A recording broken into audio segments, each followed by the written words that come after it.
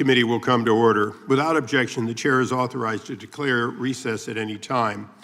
We welcome everyone here today on today's hearing on court packing.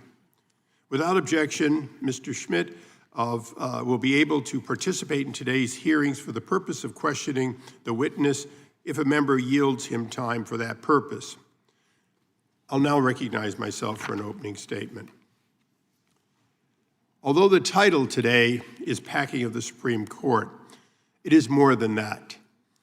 This subcommittee's primary goal is to empower the Supreme Court to do its job while retaining its independence.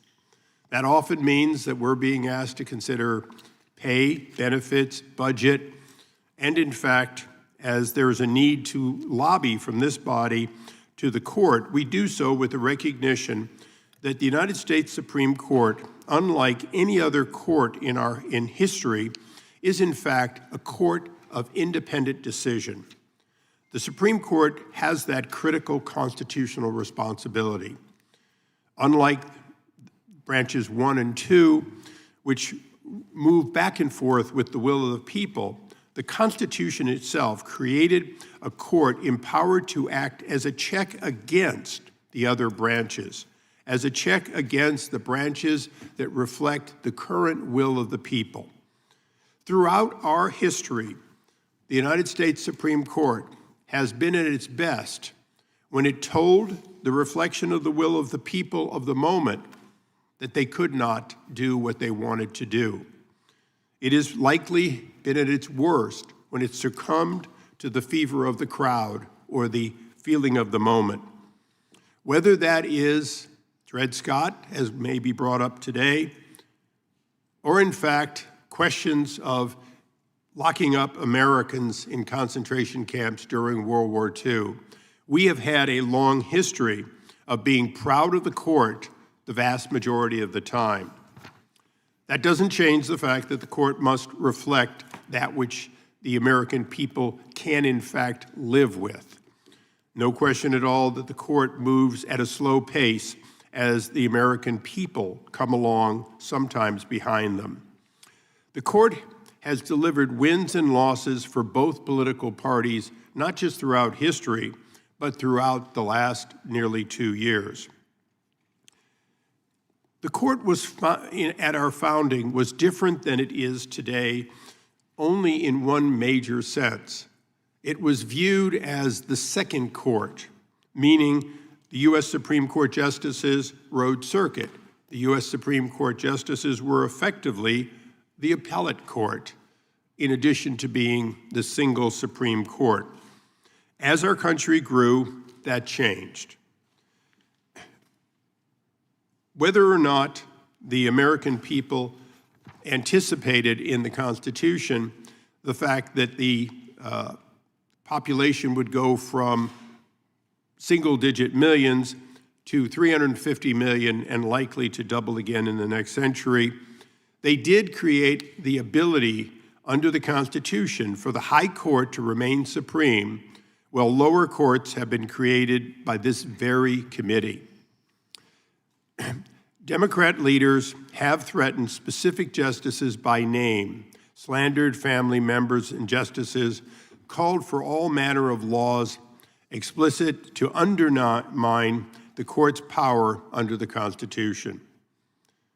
I have not been the greatest student of history, but I strongly suspect there were times when the other party did so, whether that party was the Republican Party or the Whigs. Politicians have been unhappy with the court for the court doing its job in a professional manner. The witness that our Democrat minority has chosen to invite today to this very hearing demonstrates my point. Many of the writings of Professor Bowie clearly anticipates the view of the Democrat Party, that which tends to be more populist, more the will of the moment, the more will of the people, that in fact democratizing the Supreme Court has been well written by our witness. I take no exception to his words. These are his words, his studies, and he is well written. The question is today, in this hearing and beyond, will the United States Congress side with the idea that we should be more democratic in our third branch, or that our third branch should remain more independent, less, if not completely, outside the will of the people's will at the moment as reflected through either direct will of Americans or through their elected representatives in both Article 1 and Article 2. It appears the Democrats believe the Supreme Court should be prohibited from second-guessing any federal laws unless the court is unanimous, allowing any single justice, no matter how radical, to veto the entire court. I find that interesting, and I reject it in every possible way. Democrats believe Congress should decide when the Supreme Court meets, delay when it hears arguments, force justices to resume the pre-Civil War practice of riding circuit and acting as district judges. Democrats seem to believe that they should regulate what anyone can ask any court to do, blocking Americans from seeking relief from Supreme Court for unconstitutional laws. It appears Democrats believe the court should be packed with more justices who share their views.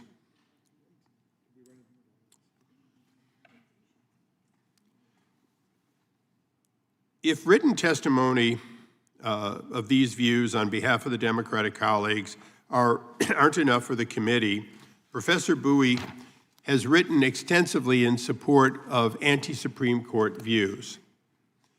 I now ask unanimous consent to enter into the record many of these articles. I will not go through them one by one, but I will make sure they're available to all the members. These are, in fact, the writings of Professor Bowie, who I have, in fact, given a brief synopsis of, and without objection, so ordered. In contrast, Republicans understand that even the court rules against us. That is its constitutional work. We can revise laws and even amend the Constitution if we want to. As I told to some of the individuals in the audience today, we have one of our original constitutional amendments still before the American people. If the American people so chose through its states, they could choose to go from the House of Representatives having 435 members determined by the body itself, or we could have over 6,000 members if we simply enacted one of the original constitutional amendments, the 12th of the 12 original. That would, in fact, cap at 60,000 the number of people each member on the dais could represent. At the time of our founding, it seemed like a good idea to at least some of our founders. If anyone on the dais here today thinks that a baseball park filled with House members pushing their thumbs up and down would give us more democracy, or if any of the witnesses think that it is more than just a relic of the past, I ask them all to please consider opining on it during the hearing. And with that, I'd like to recognize the ranking member of the subcommittee, Mr. Johnson, for his opening statement. Thank you, Mr. Chairman. And thank you, witnesses, for your appearance today. Last summer, Kash Patel took a taxpayer-funded snorkel tour of Pearl Harbor, one of our nation's most hallowed grounds, while the cost of living for Americans skyrocketed. The Trump administration just created a taxpayer-funded $1.8 billion relief fund for January 6th insurrectionists and others in exchange for dropping a $10 billion lawsuit, a personal lawsuit that he filed against the IRS, which he controls. And he's doing this while millions of Americans are losing their health insurance.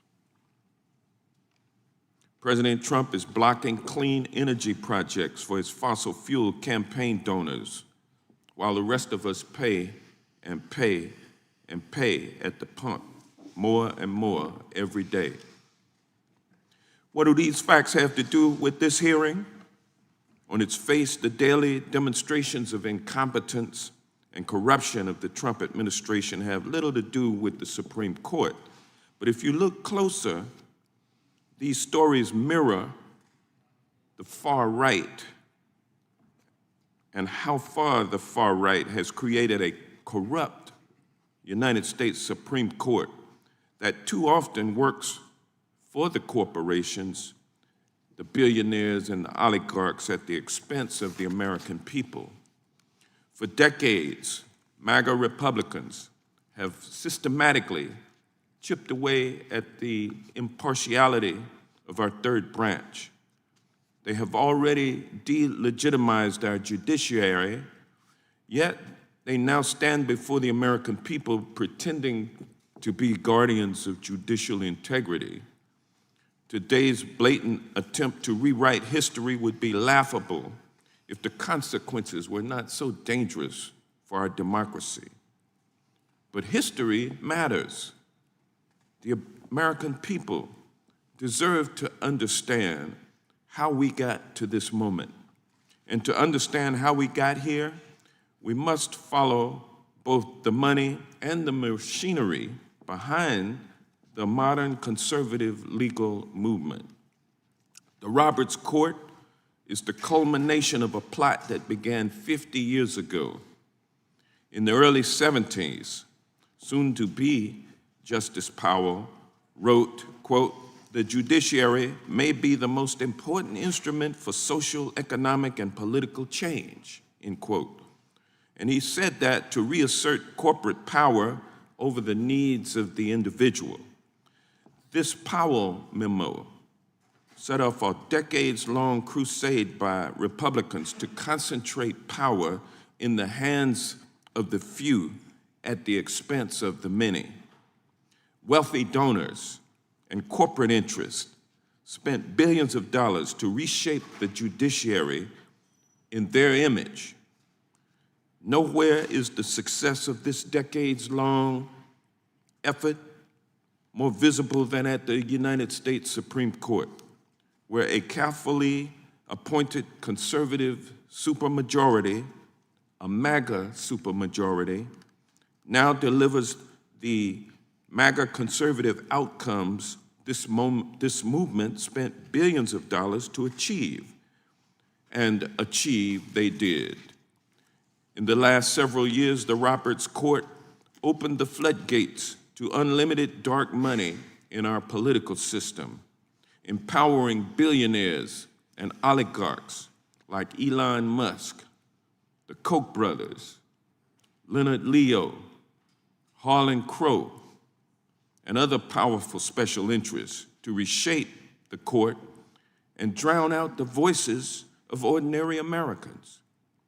This court has decimated reproductive freedoms that generations of women fought to secure, stripping away rights that millions of Americans relied on for nearly half a century.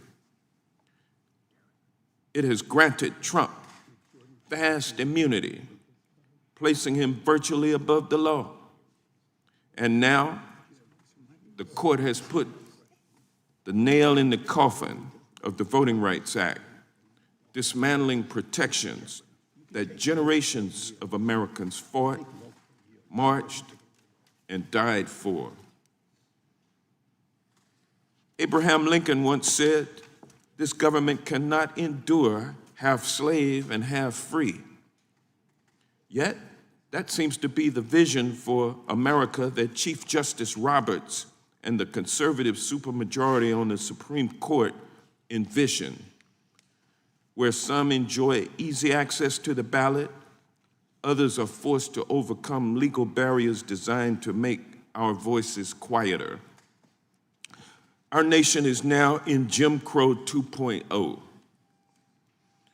We are a nation where the right to vote once again can be diluted, restricted, or simply ignored, and where the voices of rich and powerful people carry more weight than the voices of ordinary Americans, but particularly Americans who look like me. Our 250-year experiment in self-governance can only succeed if Americans decide that the clock has run out on the far right's attempt to overturn our democracy. So we can either sit back as our Supreme Court continues to act without any restraint or checks and balances, or we can do something about it. The American people deserve accountability for the damage that has been done. The American people deserve a judiciary that serves our democracy, not a narrow ideological agenda that only benefits the rich and powerful. So I want to thank the witnesses again for being here. I'm looking forward to a discussion about how to ensure that our democracy serves everyone, all of us, not just the wealthy and the well-connected few. And with that, I yield back. Gentleman yields back. We now recognize the chairman of the full committee, Mr. Jordan, for Thank you, his Mr. opening Chair. statement. Thank you, Mr. Chairman. I want to tell you, Gorsuch, I want to tell you, Kavanaugh, you've released the whirlwind, and you will pay the price. You won't know what hit you if you go forward with these awful decisions. Chuck Schumer, March 4th, 2020. Highest-ranking Democrat in our government threatening a separate and equal branch of government. And if you doubt it's a threat, just remember where he made that statement, on the steps of the Supreme Court. And that threat began the 6-year assault on the court by the Democrats. Started with that threat. Then you had Senator Markey say the court's illegitimate. Well, how is that? Every justice I know in the court was actually confirmed by the United States Senate. That's how our Constitution works. How could it be illegitimate? But Senator Markey thought it was. Then we went to something that's never happened. The Democrats leaked the Dobbs opinion in 2022. You talk about trying to undermine a separate and equal branch of government, start leaking the opinions. That's what they did, which resulted in protest at justices' homes, which, by the way, the Justice Department at the time, under the Biden administration and Attorney General Garland, refused to enforce the law. 18 U.S.C. 1507 says you can't protest at a judge's home. And they refused to enforce the law, which, of course, led to some crazy guy going to Justice Kavanaugh's house with the design to kill Justice of the Supreme Court. Then, of course, we had all the hearings by the Democrats when they were in charge, attacking Justice Thomas, attacking Justice Alito. We had a hearing where a guy come in and lied about Justice Alito and said he leaked some document, which is, go back and watch the hearing. Definitely a lie by this guy. And why did they do it? Why did they do it? To concoct some basis for packing the court. And now they're saying it again. Time to pack the court. By the way, why do they want 4 justices, 4 new justices on the court? Why not 1? Why not 2? Why not 3? Why not 5? Why do they want 4? Because it's a 6-3 majority for conservatives. A 6-3 majority for people who actually interpret what the Constitution and the law says versus making it up as you go and making some new policy. They want 4 because they want a 7-6 majority.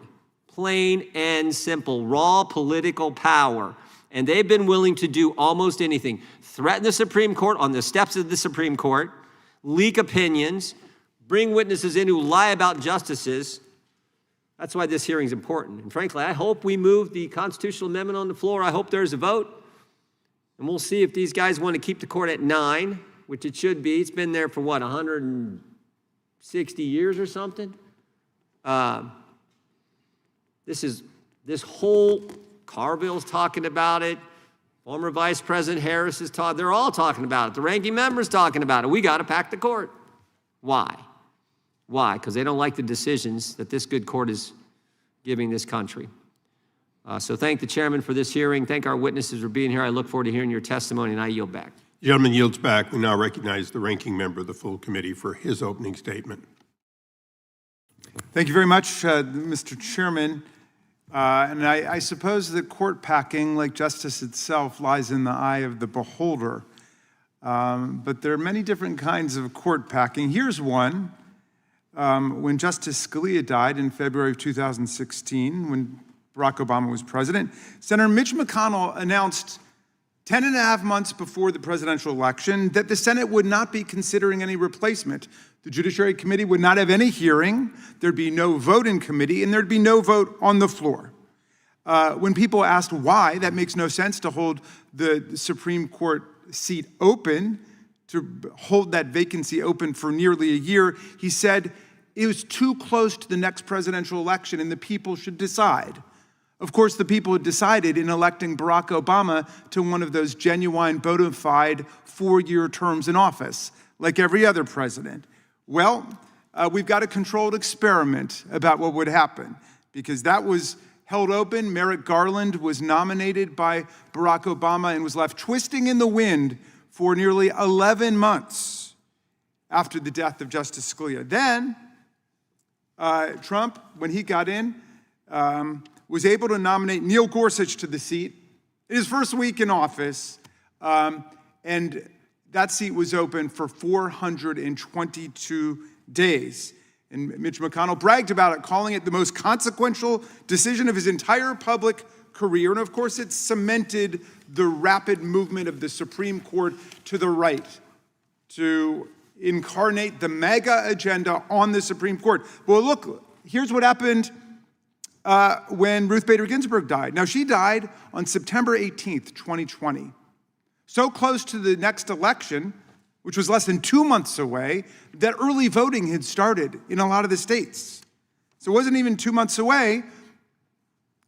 And then the Democrats asked Mitch McConnell, some reporters asked Mitch McConnell, well, of course, you're not going to have hearings or a vote or anything in the next few weeks, are you? And he laughed it off. He laughed off the suggestion that they would maintain the same rule that they had used to block Merrick Garland and President Obama from having a seat. And then they rammed through the nomination of Amy Coney Barrett within 2 months, consolidating the right-wing anti-choice, anti-environmental regulation, anti-labor, anti-voting rights, anti-democracy majority on the Supreme Court. Had the original McConnell rule been applied, or even a reasonable approach taken with just a few weeks before the election, that Supreme Court seat would have been filled by President Biden, not by Donald Trump. Biden won that election, by the way, by more than 7 million votes. If you're interested in what the people want, 306 to 232 in the Electoral College. I know some people came down to overthrow the election, attack our police officers in order to accomplish a political coup to deny that, but that's what happened. So, right there, we've got 2 seats officially stolen by Mitch McConnell and the Republican Senate, giving them a 6-3 mega court with a majority of the court now made up of nominees of presidents who lost the popular vote. Lost the popular vote. Roberts and Alito, Gorsuch, Kavanaugh, and Amy Coney Barrett, all nominated to the court by by presidents who lost the popular vote. Now, if you don't believe that this Supreme Court has conceived and achieved a remarkable transformation in constitutional jurisprudence, ethics, and behavior on everything from abortion to voting rights to political corruption cases, then you don't have to believe me, or you don't have to believe your own eyes. Just listen to Donald Trump, who openly says it's really okay for them to be loyal to the person that appointed them to almost the highest position in the land, a justice of the U.S. Supreme Court. He berates and vilifies justices and judges up and down the federal system who disagree with him or who he feels have been insufficiently robotic in their loyalty to the MAGA agenda. It's true, he doesn't want a justice loyal to the people, as the good chairman of the subcommittee says, or the Constitution. He wants a Supreme Court loyal to him and whatever is going to advance his interests, his money, his family, his corporations.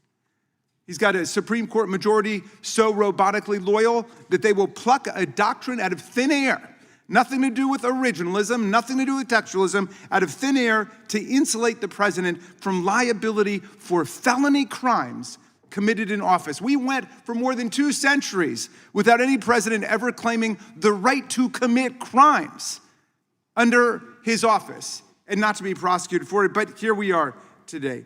The Supreme Court we must acknowledge, has been a profoundly conservative, reactionary institution for the vast majority of our history. And what did the Supreme Court ever do for enslaved people between the founding and the Civil War? Nothing, other than in 1857 in the Dred Scott decision, cement their subjugation into place, saying that the African slave and his descendants have no rights a white man is bound to respect in any way. And then even after the Civil War, after the passage of the 13th, 14th, and 15th Amendments, drawn from the blood, sweat, and tears of the Union and the people who fought to defend our country against the Confederacy, the Supreme Court gutted the meaning of the Reconstruction Amendments in the civil rights cases. And then in 1896, in Plessy versus Ferguson, constitutionalized the reign of Jim Crow, separate but equal. So we have a couple decades around the Warren Court, maybe the first few years of the Burger Court, where the Supreme Court acted on the side of the people. Brown versus Board of Education, striking down American apartheid, the white primary line of cases, Terry versus Ohio, Roe versus Wade. But it didn't last long before it all sank away with the Rehnquist Court and the Roberts Court, and now they've returned to the historic baseline of political white supremacy. They wiped out our Voting Rights Act, first in Shelby County versus Holder in 2013, and a couple months ago in the Calais decision. And we are about to see, they're not going to be able to accomplish it all in 2026, but by 2028, we will probably see all white congressional delegations from the Deep South, wherever the Republicans control the state legislatures. Okay, that is court packing. That's political packing by a packed Supreme Court. The court today has a legitimacy crisis, not just because of the way it's been composed and stacked and packed and gerrymandered and divided by Mitch McConnell, who laughs about it. He thinks it's funny what they did. Why do some people want 13 circuits, Mr. Chairman? 13 members of the court? You don't need a conspiracy theory for that. There are 13 federal circuits in America. And traditionally, the Supreme Court has been made up of the number of justices equal to the number of circuits. And we got 13 circuits, but we only have 9 justices.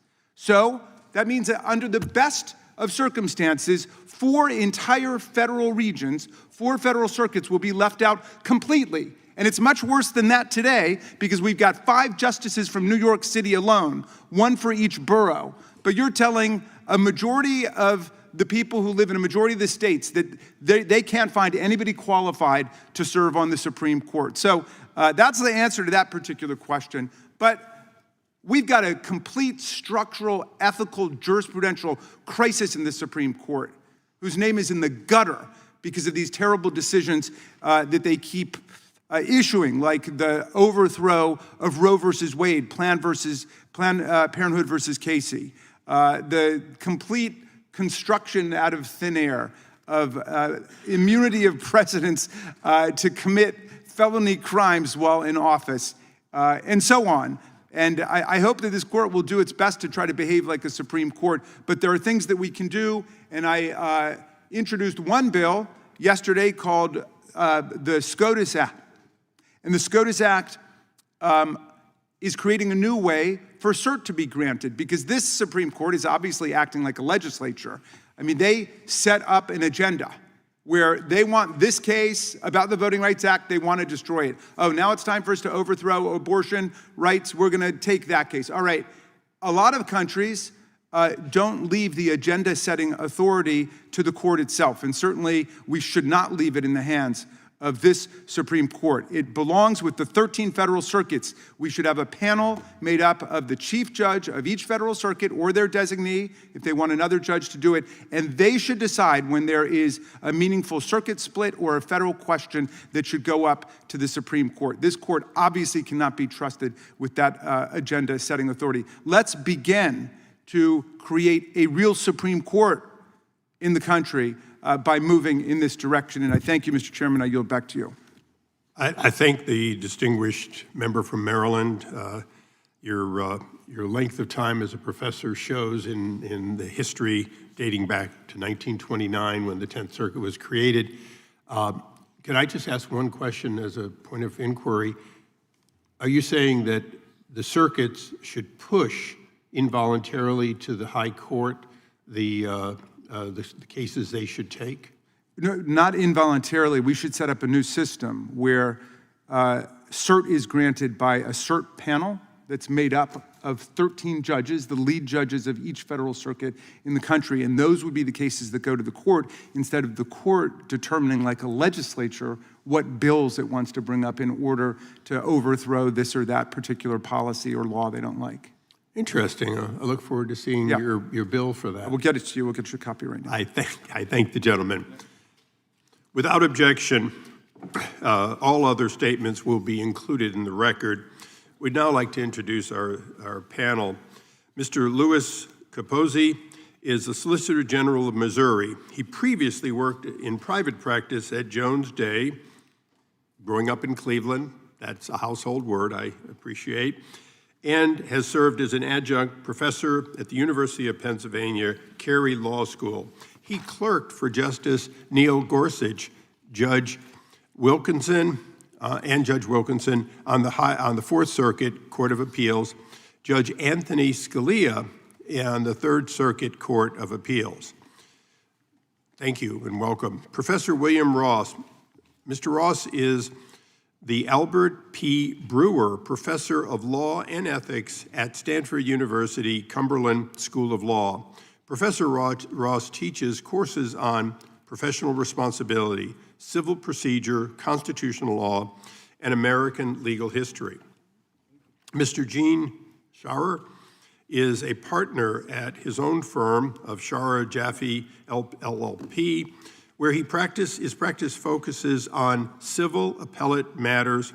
He has argued 7 cases before the U.S. Supreme Court and previously was chair of the U.S. Supreme Court and Appellate Practice Group at Winston and Strawn. He is a constituent of our ranking member in Maryland, and perhaps will be able to answer the ranking member's questions in full. Professor Nicholas Bowie. Mr. Bowie is the Lewis D. Brandeis Professor of Law at Harvard University. Professor Bowie teaches courses on federal constitutional law, state constitutional law, and local government law. We welcome our witnesses here today, and as is the rule of the committee, I would ask all our witnesses to rise to take the oath and raise their right hand.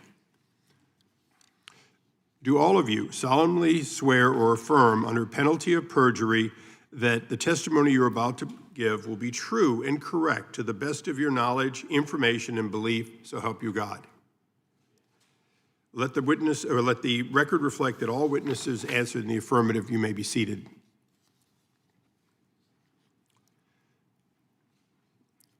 I know all of you are learned and have certainly watched us on C-SPAN intently in the years leading up to this, but I have to say for the record that your entire statements will be placed in the record, and that what you say in your opening statement preferably will be abbreviated portions of it or extemporaneous, but most importantly, your entire written statement will be placed in the record, so the 5 minutes in an opening statement can be either similar or dissimilar at your choice.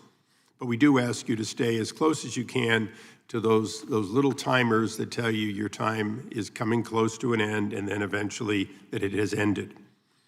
With that, I'd ask Mr. Capozzi to begin. Okay, now this is a major test. Even members of Congress get it wrong. So we will test each of you for your ability to get the mic on and then back off again. This is your second chance, sir. Chairman Issa, Ranking Member Johnson, Chairman Jordan, Ranking Member Raskin, thank you for the opportunity to testify today. I'll do my best to turn the mic on for the rest of the hearing. The framers of the Constitution guaranteed the Supreme Court's independence because they understood that independent courts are essential to the rule of law.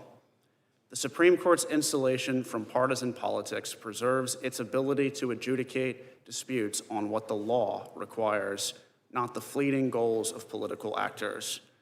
Nevertheless, at various points in our history, partisans have proposed reforms that would undermine the Supreme Court's independence, with court packing being the obvious example.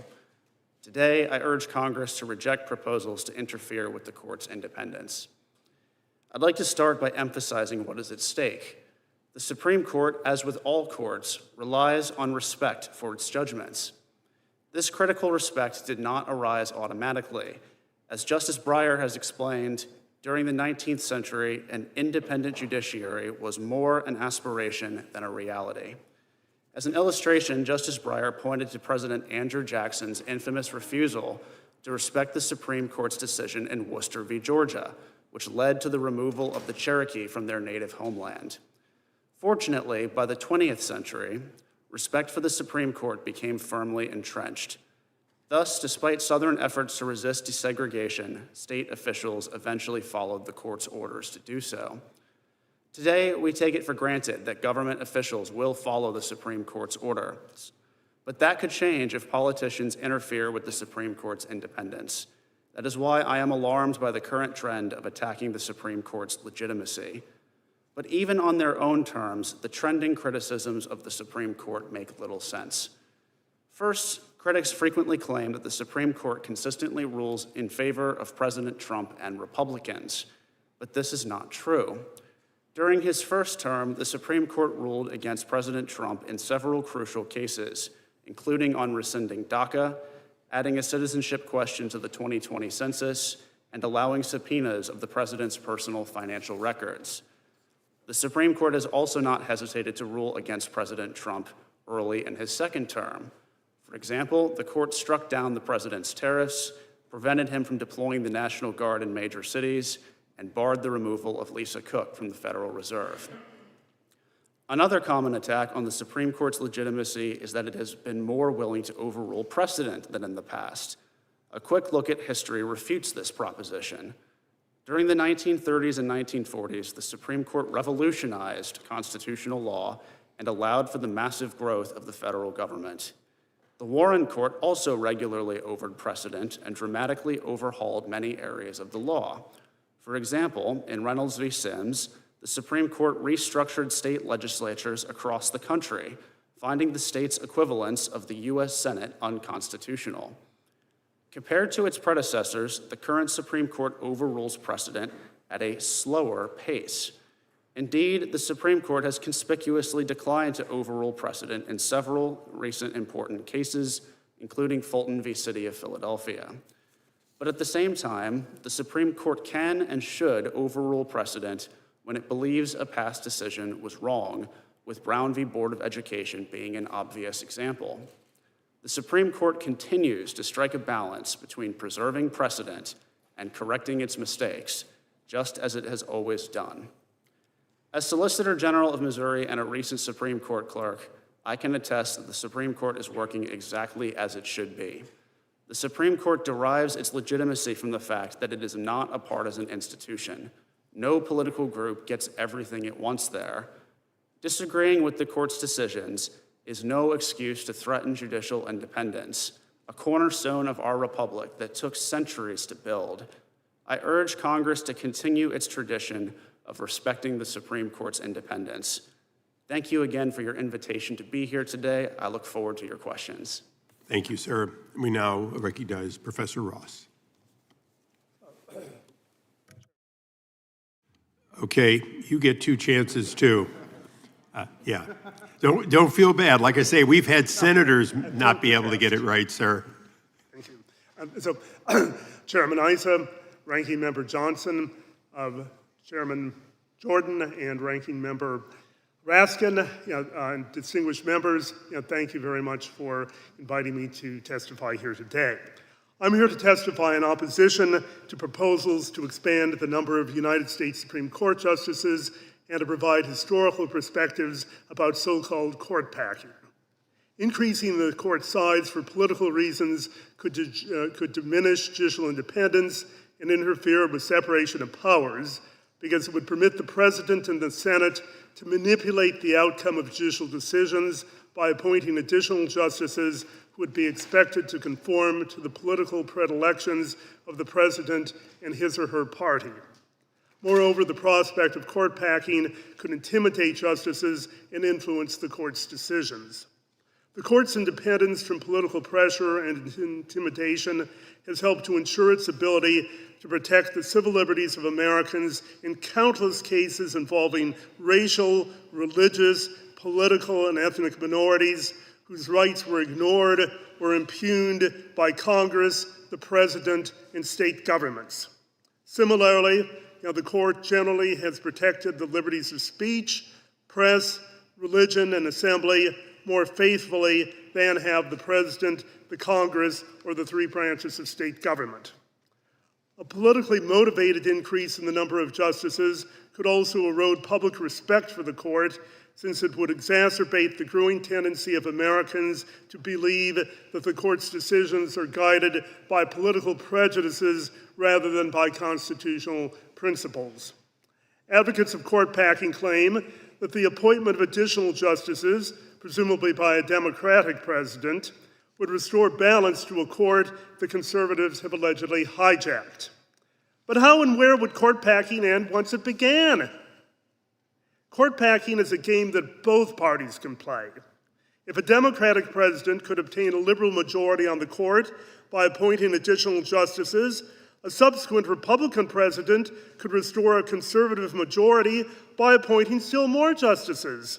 It is therefore clear that both parties, and both conservatives and liberals, should have compelling reasons to fear and oppose court packing. Tampering with the size of the court also is ill-advised because a 9-member court is deeply rooted in tradition and is based on practical considerations.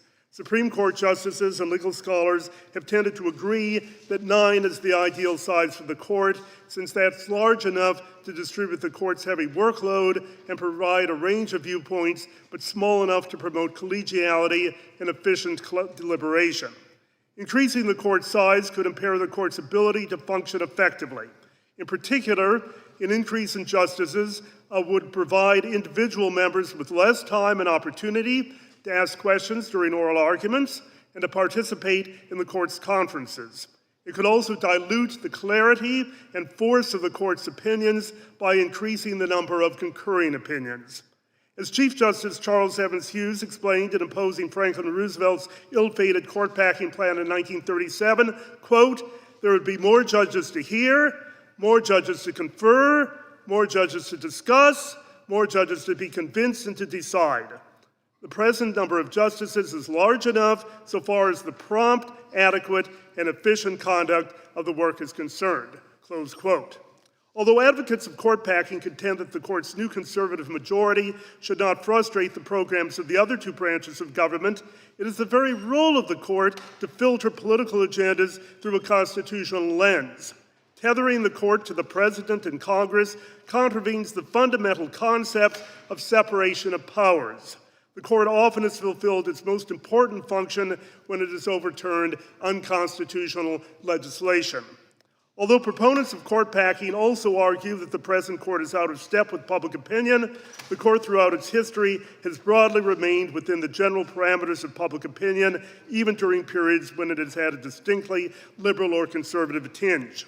Justices are keenly aware that, as Alexander Hamilton wrote in The Federalist, the court has neither the power of the purse nor the power of the sword, and that its decisions are ultimately dependent upon the goodwill of the coordinate branches of government and the American people.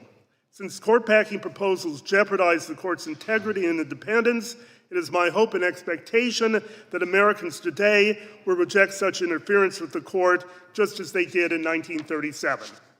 Thank you. Thank you, Professor. Mr. Scherer.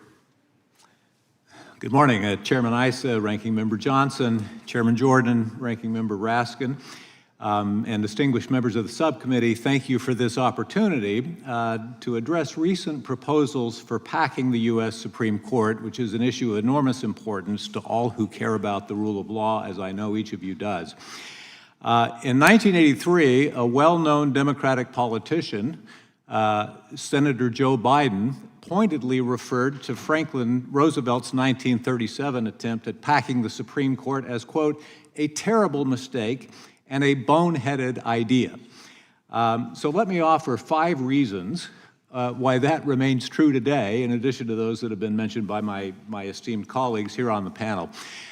First, the current court packing proposals are really based on an incorrect factual premise, namely that the Roberts Court is relentlessly partisan and consistently reaches conservative outcomes. Now, we've heard already today about a handful of decisions that people on the left don't like. We've heard about Citizens United, which recognized First Amendment limitations on the government's ability to curb or regulate political speech. People on the left are also concerned about Dobbs, which we've heard about, and the recent Supreme Court decision in Louisiana versus Calais, which some people claim gutted the Voting Rights Act. But in fact, and I'll come back to those specific examples in a minute, but in fact, the Roberts Court, often joined by some of President Trump's nominees, has also ruled against what most people view as Republican or conservative interest in several hotly contested cases. Mr. Capozzi mentioned the recent tariff decision. Another example of that phenomenon is the Obergefell decision from a few years ago, which ruled that states are constitutionally forbidden from limiting the definition of marriage to man-woman unions. And then there was the Bostock decision, which extended Title VII's protections against non-discrimination to gay and lesbian and transgender people. And don't forget the Supreme Court's earlier decision in NFIB versus Sebelius, which upheld the individual mandate that was the heart of Obamacare. Each of those decisions was excoriated by folks on the right, but they were, as a political matter and a policy matter, they were big wins for progressives. And so the claim that the Roberts Court is somehow in the pocket of conservatives or Republicans just doesn't withstand analysis of the facts. Second, current proposals rest on an unrealistic predictive judgment about new justices' voting powers, or likely voting patterns. In Roe versus Wade, for example, the key votes supporting abortion rights came from justices appointed by the conservative President Nixon, while one of the most vocal dissents in Roe versus Wade came from Justice Byron White, who had been appointed by President Kennedy. And we've all seen examples of where Supreme Court justices vote against the wishes of the president who appointed them. And so even adding 4 more justices to the Supreme Court is by no means any guarantee that the court would shift more towards progressive priorities. Third, as has been mentioned, court packing proposals really ignore the incentives of the other side once they regain power. If Democrats have a trifecta in the next election and are able to expand the Supreme Court to 13, does anybody think that Republicans are going to stand still for that and not do the same thing the next time there's a Republican trifecta? And before long, the only venue in Washington, D.C. that'll be large enough to accommodate the Supreme Court's conferences, their private conferences, will be the new White House ballroom. And I don't think that's in anybody's interest. You're assuming that there will be one. I'm assuming that. I'm not advocating for it, but I'm assuming it. Number 4, court packing proposals distract from the more important work of building political and legislative coalitions. And I think that's illustrated by some of the recent court decisions that we've discussed today. If you look at the Calais decision, for example, that decision was premised on the court's interpretation of a federal statute, namely the Voting Rights Act, and the court held that there was a violation of equal protection in that case because the Voting Rights Act did not establish that majority-minority districts were required. Well, if Congress goes back and changes the Voting Rights Act to do what progressives would like and require majority-minority districts, my guess is that decision would come out very differently. Dobbs is another example. Many progressives and even not so progressive states have already effectively neutered Dobbs within their own state boundaries by passing laws that protect abortion to an equal or greater extent than Roe once did. Number 5, Other panelists have already discussed how court packing would erode public trust in the court and ultimately in the entire federal government, because the Supreme Court has long been viewed correctly as a bit of ballast or a counterweight to the other branches of the government. They can correct the mistakes that the other branches occasionally make. I think it's also instructive that court packing in other countries has become a favorite tool of tyrannies around the world, like Robert Mugabe in Zimbabwe, Viktor Orban in Hungary, and Hugo Chavez in Venezuela. And so there are many reasons to reject the current court packing proposals. Thank you. I thank the gentleman. We now go to Professor Bowie for his, I'm terribly sorry to modulate your name. No worries, but thank you, Chairman Issa, Ranking Member Johnson, Chairman Jordan, Ranking Member Raskin. Thank you for inviting me to testify before the distinguished members of the subcommittee. My name is Nicholas Bowie, and I am the Louis D. Brandeis Professor of Law at Harvard Law School. For the past 7 years, with my colleague, Daphne Renan, I have researched a forthcoming book called Supremacy: How Rule by the Court Replaced Government by the People. The book shows how the Supreme Court acquired the power it now wields and what Congress can do about it. We're here to assess whether court packing is a threat to the Supreme Court's legitimacy. But we first need to answer a more basic question, which is, what is the legitimate role for the court to play under our Constitution? As Professor Renan and I wrote in our book, this question was a critical one for the people who founded the Republican Party. Their mission was to fight the spread of slavery. But in 1857, in Dred Scott versus Sanford, the Supreme Court declared that mission unconstitutional for Congress to put into practice. That founding generation of Republicans had never before experienced an attempt by the Supreme Court to override Congress. They called such an attempt despotic and unwarranted by the Constitution. When Abraham Lincoln and other Republicans won in the 1860 elections, Congress enacted statutes that rejected Dred Scott and began reconstructing the South into a multiracial democracy. That Republican-controlled Congress wanted courts to enforce their laws, but they were wary of a second Dred Scott decision. So they changed the court's size, they stripped it of jurisdiction to review its most important laws, and they proposed further regulations to check and balance the court. They understood that under our Constitution, the legitimate role for the court is to enforce federal law against anyone who considers themselves above it, whether that person is a corporate executive, a state official, or the president.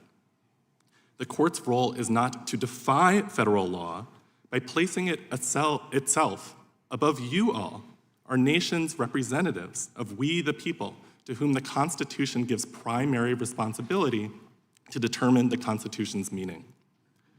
The Supreme Court's assertion of power to defy federal law has a name: judicial supremacy. The founding generation of Republicans argued that this idea undermines Republican governance. But they failed to bury it, and it reemerged when the court declared Congress constitutionally incapable of banning lynching, of banning racial discrimination by businesses, or banning widespread disenfranchisement. In the years since then, the court has continued to undermine federal voting laws, federal civil rights laws, and federal laws that prevented the wealthy from dominating our elections and your daily call time. Judicial supremacy has also unleashed presidential authoritarianism, disabling the laws Congress enacted to prevent corruption, self-dealing, and attacks on the peaceful transition of power. But like those early Republicans, we need not accept judicial supremacy any longer. Those Republicans and their abolitionist allies advocated for an alternative tradition that Professor Renan and I call democratic constitutionalism.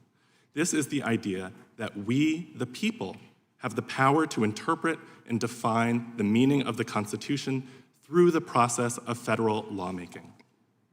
This was the position of the lawyers who argued Brown versus Board of Education in the 1950s. They urged the court to stop defying Congress's civil rights laws and to start enforcing it against discrimination in the South. One law in particular, the Ku Klux Klan Act of 1871, explicitly directed courts to prevent state officials from violating anyone's constitutional rights. The court applied that federal law in Brown to end segregation in the South, and it has applied it in many landmark cases since. Meanwhile, a bipartisan Congress inaugurated a second Reconstruction with the Voting Rights Act of 1965.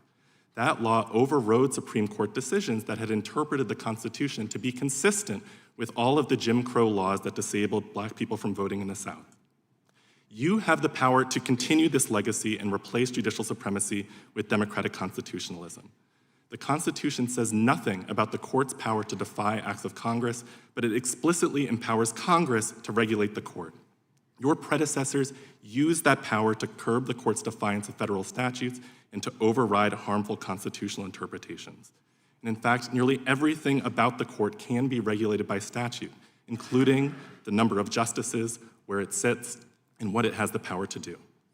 If the current majority of the court is exercising an illegitimate supremacy over federal law, one the Constitution does not grant and that is being used to make Republican governance unviable, then regulating the court is not just legitimate, it is your duty. Thank you very much. Thank you. We'll now proceed to the 5-minute rule, but I'll ask unanimous consent at this time to place into the record the Judges Act, H.R. 1702, a bill to expand the district courts over a phased-in period. Additionally, I'll put in H.R. 3422, the Judiciary Act of 2023, to expand the court. And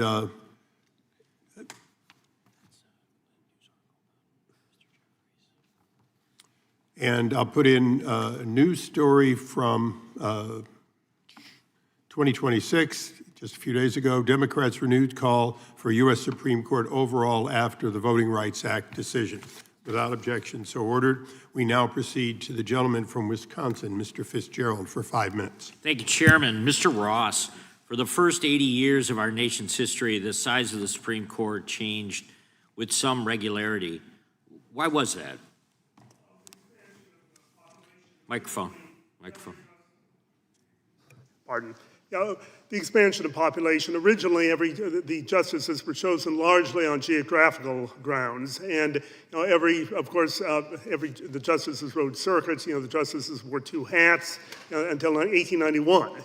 They served as circuit court judges, and they also served as U.S. Supreme Court justices. And in a smaller nation, there were only 4 million people in the 1790 census. There was less need, for a larger court. As the country expanded, as the number of circuits expanded, the number increased, but only to 9.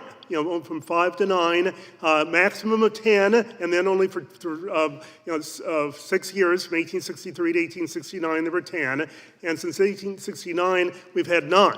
And so, that's a long history, a century and a half with 9 members. And it's worked very well so far, and in my opinion, that ought to be the number. Well, let me follow up then. So in 1869, when Congress did pass that Judiciary Act, why did they set it at 9 justices at that point, do you feel? Well, if the court divided, then that would be 5 to 4. If you have 10, then the court could be split. If the court splits and the lower court decision stands, but it's generally better to have a decisive decision of the court. So 9 permits the court to divide one way or the other. And has been alluded to a couple times, when President Roosevelt tried to unsuccessfully in 1937 to expand the court to 15 justices, was there any sound logic to this expansion that the president was using or making, or was it merely an overreaction to a Supreme Court that had repeatedly struck down the New Deal? Historians are unanimous in were virtually unanimous. Historians are never unanimous on anything, but yeah, about as unanimous as they can be, that the court packing plan in 1937 was politically motivated. The Supreme Court had struck down a number of significant New Deal statutes in the previous 2 years, and the Social Security Acts and the National Labor Relations Act were coming up for adjudication before the court. These were the signature legislation of the New Deal, and Roosevelt was understandably worried that the court would strike those down. And so his remedy, was to increase, the number of justices, to pack the court, so that the Social Security Acts, both the old age pension and the unemployment compensation laws, and the National Labor Relations Act, which was hugely important at a time of industrial unrest, would be secure. And so, Franklin Roosevelt originally claimed that he was doing this because the Supreme Court was overworked and the justices were geriatric. There were 6 of them who were over the age of 70. That's why he chose 6, a new justice for every justice who was over the age of 70. But the older justices were, for the most part, quite vigorous, including Louis Brandeis. Chief Justice Hughes was in peak of health, despite his age, over 70, so that it was so disingenuous that it was almost laughed at. And so Roosevelt, about a month after he introduced the plan, admitted that his motives were frankly political. Now, by the way, the then chair of the House Judiciary Committee, Hatton Sumner's, Democrat, opposed Roosevelt's plan from the very first day. That's why Roosevelt introduced it in the Senate rather than in the House. Very good, thank you. So there's already this morning, there's been some attacks on the Supreme Court by some of my colleagues on the other side over, just as a former clerk, Mr. Capozzi, you state in your testimony that if too many come to view the Supreme Court as a partisan actor rather than a neutral arbitrator of law, the losing parties would be tempted to disregard court orders. What would that mean for our government as a whole? I know that's a big question. It would mean the end of the rule of law, plain and simple. Do you think that there are certain parameters to criticizing the court, or is that unacceptable beyond the First Amendment? I think it's perfectly acceptable to criticize the Supreme Court. People always have. Presidents from the beginning of our country have lost major cases before the Supreme Court. President Jefferson frequently criticized decisions from the Supreme Court. I think there's a line between criticizing decisions, criticizing their reasoning, and attacking the legitimacy and the independence of the Supreme Court itself. Very good. I yield back. The gentleman yields back. We now go to the ranking member of the subcommittee, the gentleman from Georgia, for 5 minutes. Thank you, Mr. Chairman. Professor Bowie, the Supreme Court's recent decision in Louisiana versus Calais represents the culmination of a decades-long campaign led in part by Chief Justice Roberts to dismantle the Voting Rights Act. From Shelby County to Bronovich and now Calais, there has been a systematic effort to substitute judicial skepticism for Congress's explicit constitutional authority to protect the right to vote. Professor Bowie, how does the Calais decision compare to the Supreme Court's treatment of Reconstruction-era protections in the initial passage of the Voting Rights Act?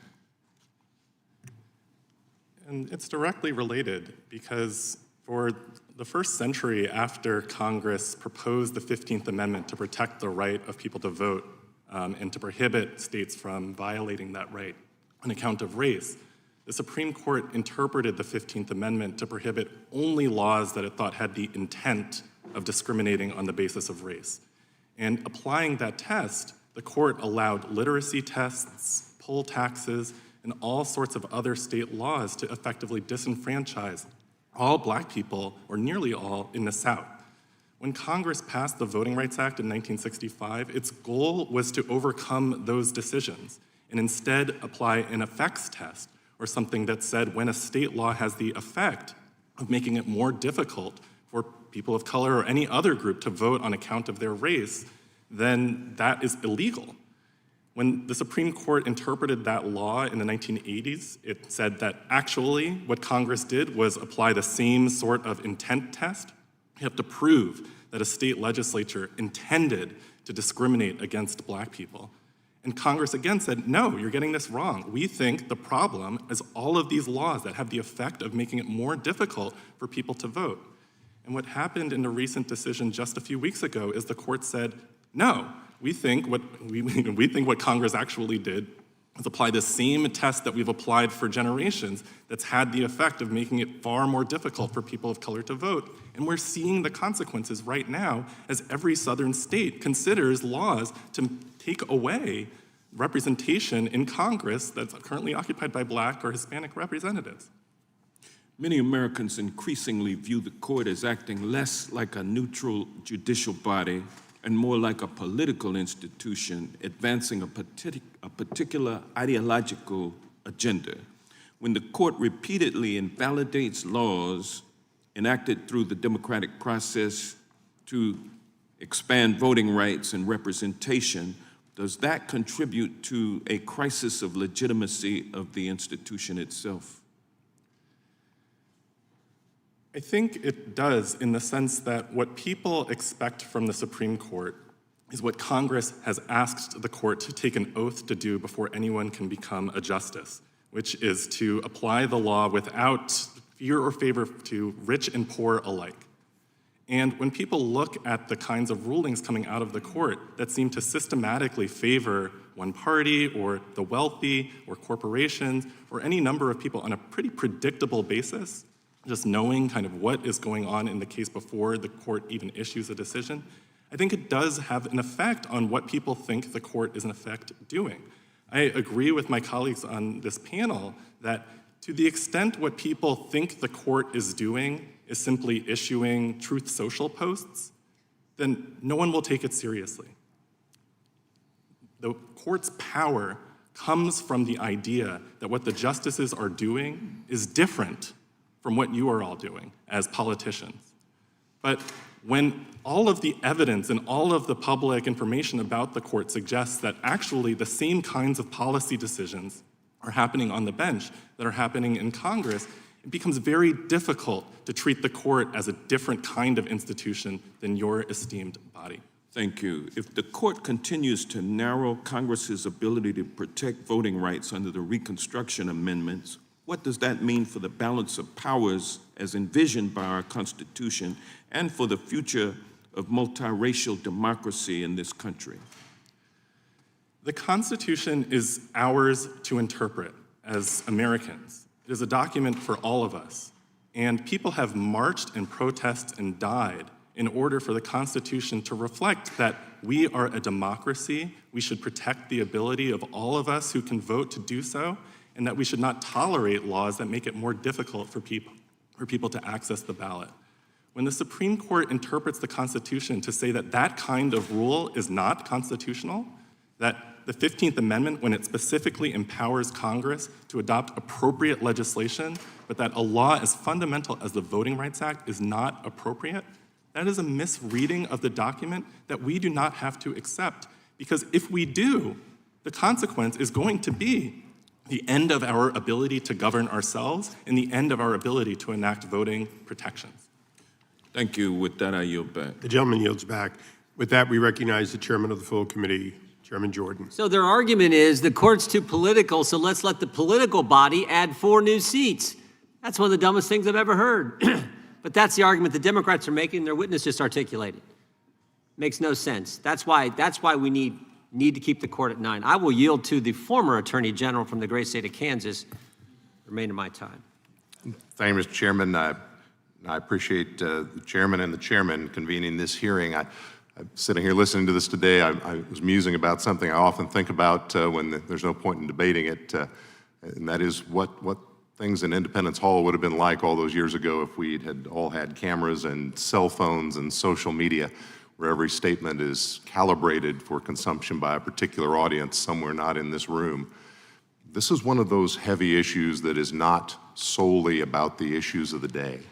This is one of those questions that is about professors, to paraphrase the professor, how we choose to govern ourselves. And the discussions we're having here aren't materially different in nature than the ones they had in Independence Hall about how you balance out the decision-making and who does what. The difference is we have come to focus on looking at this through a lens of the issues of the day, not a lens of how we should structure our self-determination. And our history is one that when we have attempted to do that before, when we have erred in looking at these important structural questions through the issue of the day, we have so far rejected that notion. I'd like to, on that point, go back to what we've referenced many times but not talked a lot about today, which is the failed effort to pack the court by expanding its numbers in the Roosevelt administration in 1937, I believe it was. You know, remember the context of that time. It's been mentioned by Professor Ross and others about the court overturning a number of, modifying and reversing its view in some cases on the appropriate limitations on the constitutional powers of Congress to act in the economic space in particular. But remember what was happening politically. Less than a year before, there had been a presidential election in this country, and Franklin Roosevelt was reelected. And these issues were central in that election. I wasn't alive then, but it's a little personal to me. The Republican nominee for president that year was Alf Landon. He's from my little hometown of about 9,000 people. He was the only Republican governor reelected in the country in 1934, which is why he became our nominee in 36. And he lost in a landslide. In fact, he only carried Maine and Vermont, didn't even carry Kansas. Roosevelt had a mandate, we might say, and yet he overreached. And it took a bipartisan majority to say, notwithstanding that clear message from the people and notwithstanding the power of the presidency, we are going to defend the structure of this democracy and of this court. And has been mentioned, the chairman of the House Judiciary Committee at the time, a Democrat, didn't favor packing the court. And ultimately, when it came to a vote in the Senate, the Democrat-led Senate Judiciary Committee said they don't favor the packing of the court. And the U.S. Senate, which was a majority Democrat at the time, voted overwhelmingly, I think it was 70 to something, not to adopt a court packing plan. So what's happening in this room today and in our politics today is different.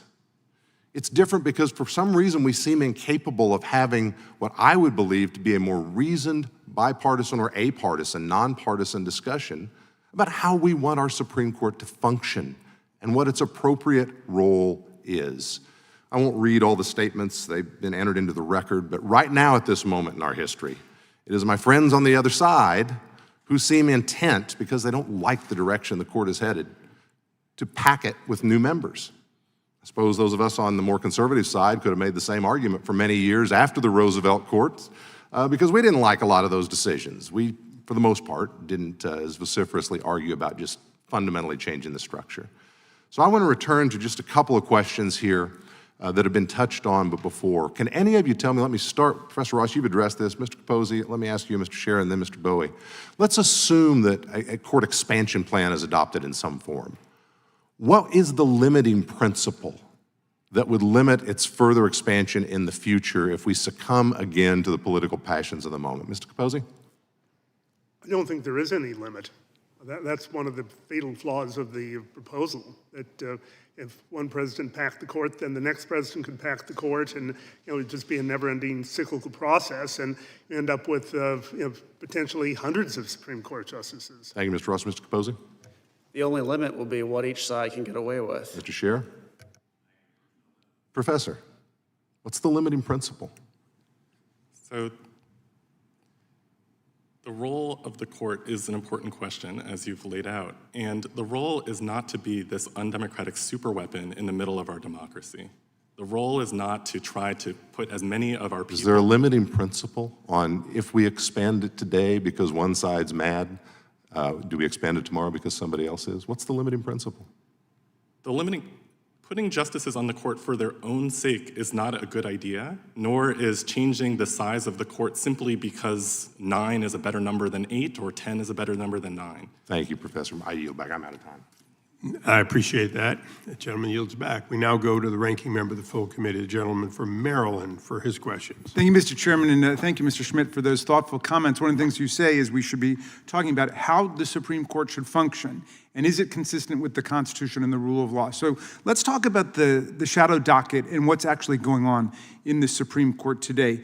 When Trump's policies, whether it's an attempt to directly nullify the first sentence of the 14th Amendment, which establishes birthright citizenship, or his attempt to usurp the spending powers of Congress, are challenged, he is losing 60% of the time in the district courts, he's lost, 57% of the time in the federal circuit courts. Then it gets up to the Supreme Court and its shadow docket, and there he has won 84% of the time. So he goes from losing 40% of the time to winning more than 80% of the time when it gets up in the Supreme Court. Now, obviously we would disagree about substance. Those who want to go with Trump and say that he can nullify birthright citizenship in the country are just going to disagree about that, fine. But what about the shadow docket and how it operates? Nobody's uttered a word about what that does to undermine the legitimacy of the court. We have 100-page opinions, authoritative magisterial opinions being written by district court judges or panels, circuit court judges, that are being overturned with one sentence or one paragraph in the shadow docket. Is that legitimate or is that illegitimate? Maybe we can just go down the line, Mr. Scher.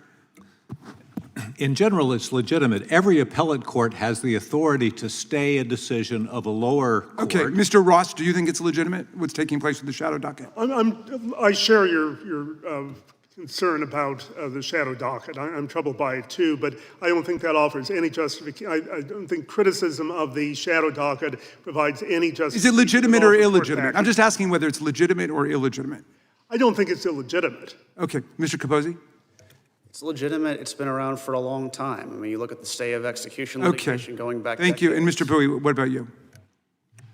I don't think it's legitimate in part because of the damage it's doing to the court's credibility as well as to our country. I mean, we have a court right now that is issuing decisions without the benefit of argument, without the benefit. I mean, that really is Truth Social meet the Supreme Court. We'll send you one sentence and overturn an entire analysis. The legitimacy of the rule of law depends upon the character of the analysis that's given to the legal question. Nobody has taken me up on my invitation to discuss the legitimacy or the illegitimacy of the court based on what Senator McConnell did. Is there anybody who would argue that what he did was legitimate in saying we will not even have a hearing on President Obama's nominee, Merrick Garland, and we will not have any votes, but 11 months before the election, but we will rush through the nominee to take Justice Ginsburg's seat? Anybody want to argue that that's legitimate? I'll certainly take you up on the first part of that. I mean, when McConnell did that, he announced that he was applying the pre-existing Biden rule, which is that we don't consider new Supreme Court nominees during an election year. I agree that the Amy Coney Barrett hearing was an exception to that, but... Okay. Anybody else want to defend the legitimacy of what Senator McConnell did?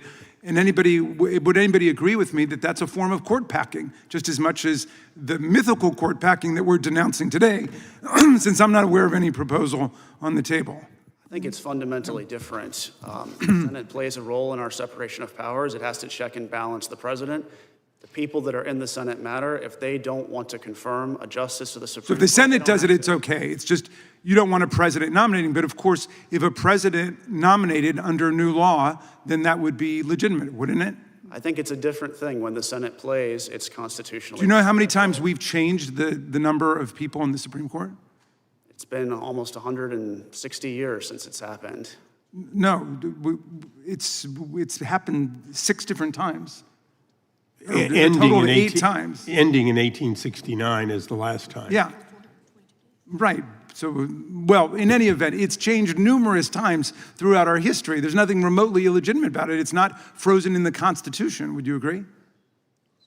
I agree it's not frozen in the Constitution, but we have a tradition dating All right, back but to in any event, 1869. I don't know why we went off on this numerical thing, because that's not what this is really about. The question is about the legitimacy of a court that is demolishing the voting rights of the people, essentially overruling democracy at every turn. And I wonder, Professor Bowie, in the time remaining, if you could discuss what it means for the Supreme Court to intervene in elections, like in Bush versus Gore, or like with the Voting Rights Act, in a way that undermines the people's ability to govern.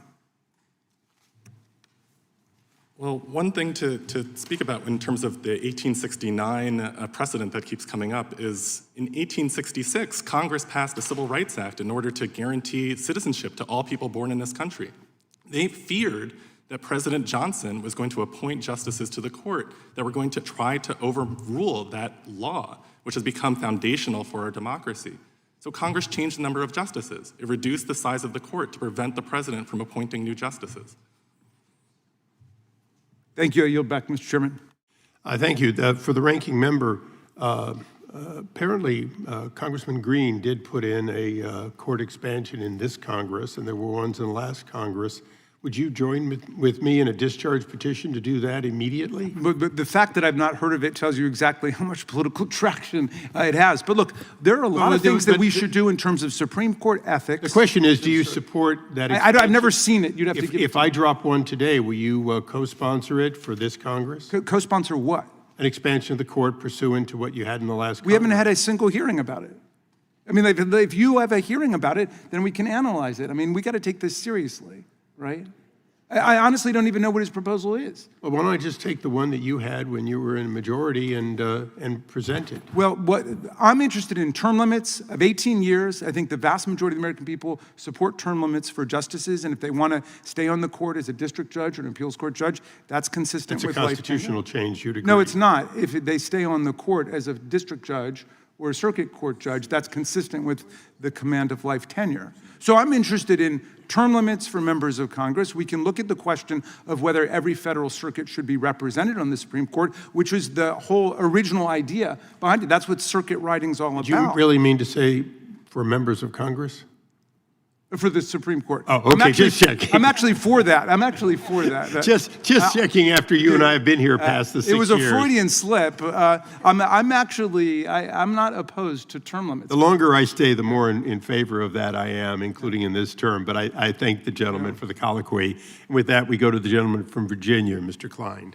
Thank you, Mr. Chairman. I think this hearing is very important, especially when, and I appreciate the consistency of the ranking member, the attempt thereof, the importance of consistency when talking about judicial decisions, when you have judicial decisions that may not comport with your understanding of the Constitution, that somehow democracy is being overturned. And that was the rhetoric that was just used by the ranking member, and it's offensive to me. But when... Will the gentleman yield for just a second? I will not. Well, yes, for a second. I actually wrote a book with that title, which I will give to you, called Overruling Democracy, the Supreme Court versus the American People, about Bush versus Gore and right-wing appreciate that the gentleman is being consistent with the book that he wrote. But it is equally frustrating to see that in not all cases do you have, especially in the shadow docket, you have examples where they did not rule in favor of a conservative philosophy. If you look at just the mifepristone ruling last week, or this week. If you'd yield for 1 second.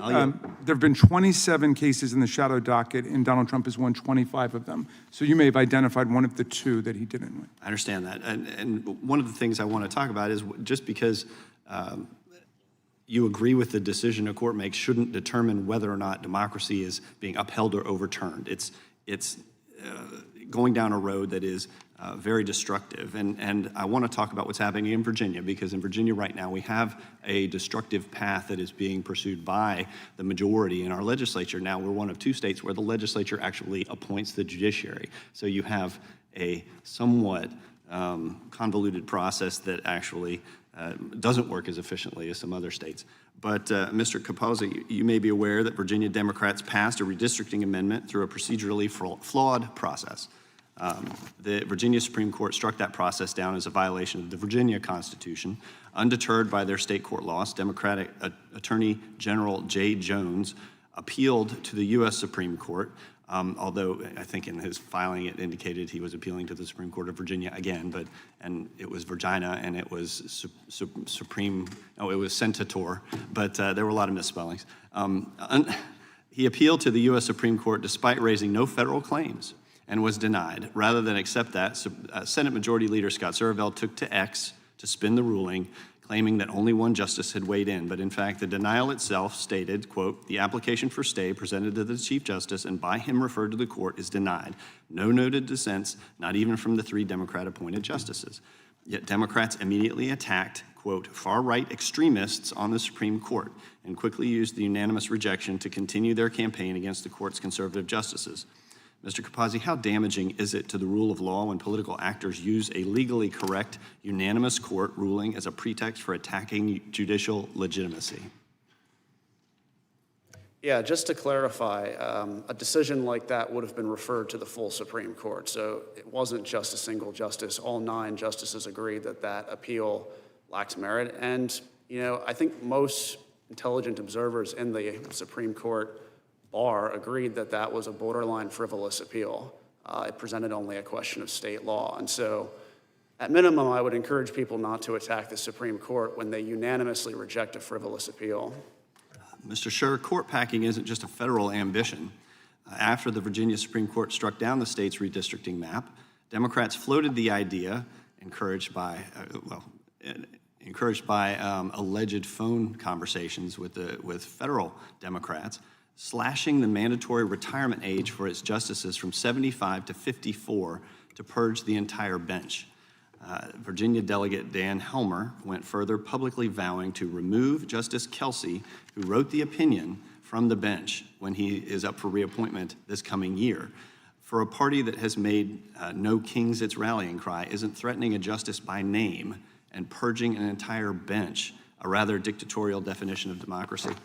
Absolutely, Mr. Klein, and it's a move reminiscent of the authoritarians that we discussed earlier, like Robert Mugabe in Zimbabwe and Hugo Chavez in Venezuela. That's the kind of stuff they did to their judiciaries to try to get them in line with their programs. Agreed, and I appreciate the comments of the gentleman, and I yield back. Gentleman yields back. We now go to the gentlelady from California, Ms. Lofgren. Mr. Chairman, with all due respect, keep hearing about how court packing is the greatest threat facing the judiciary and the rule of law, but I don't think that's the crisis facing the court right now. Real crisis is a growing ethics and corruption problem at the Supreme Court, and it is one that Congress can actually do something about.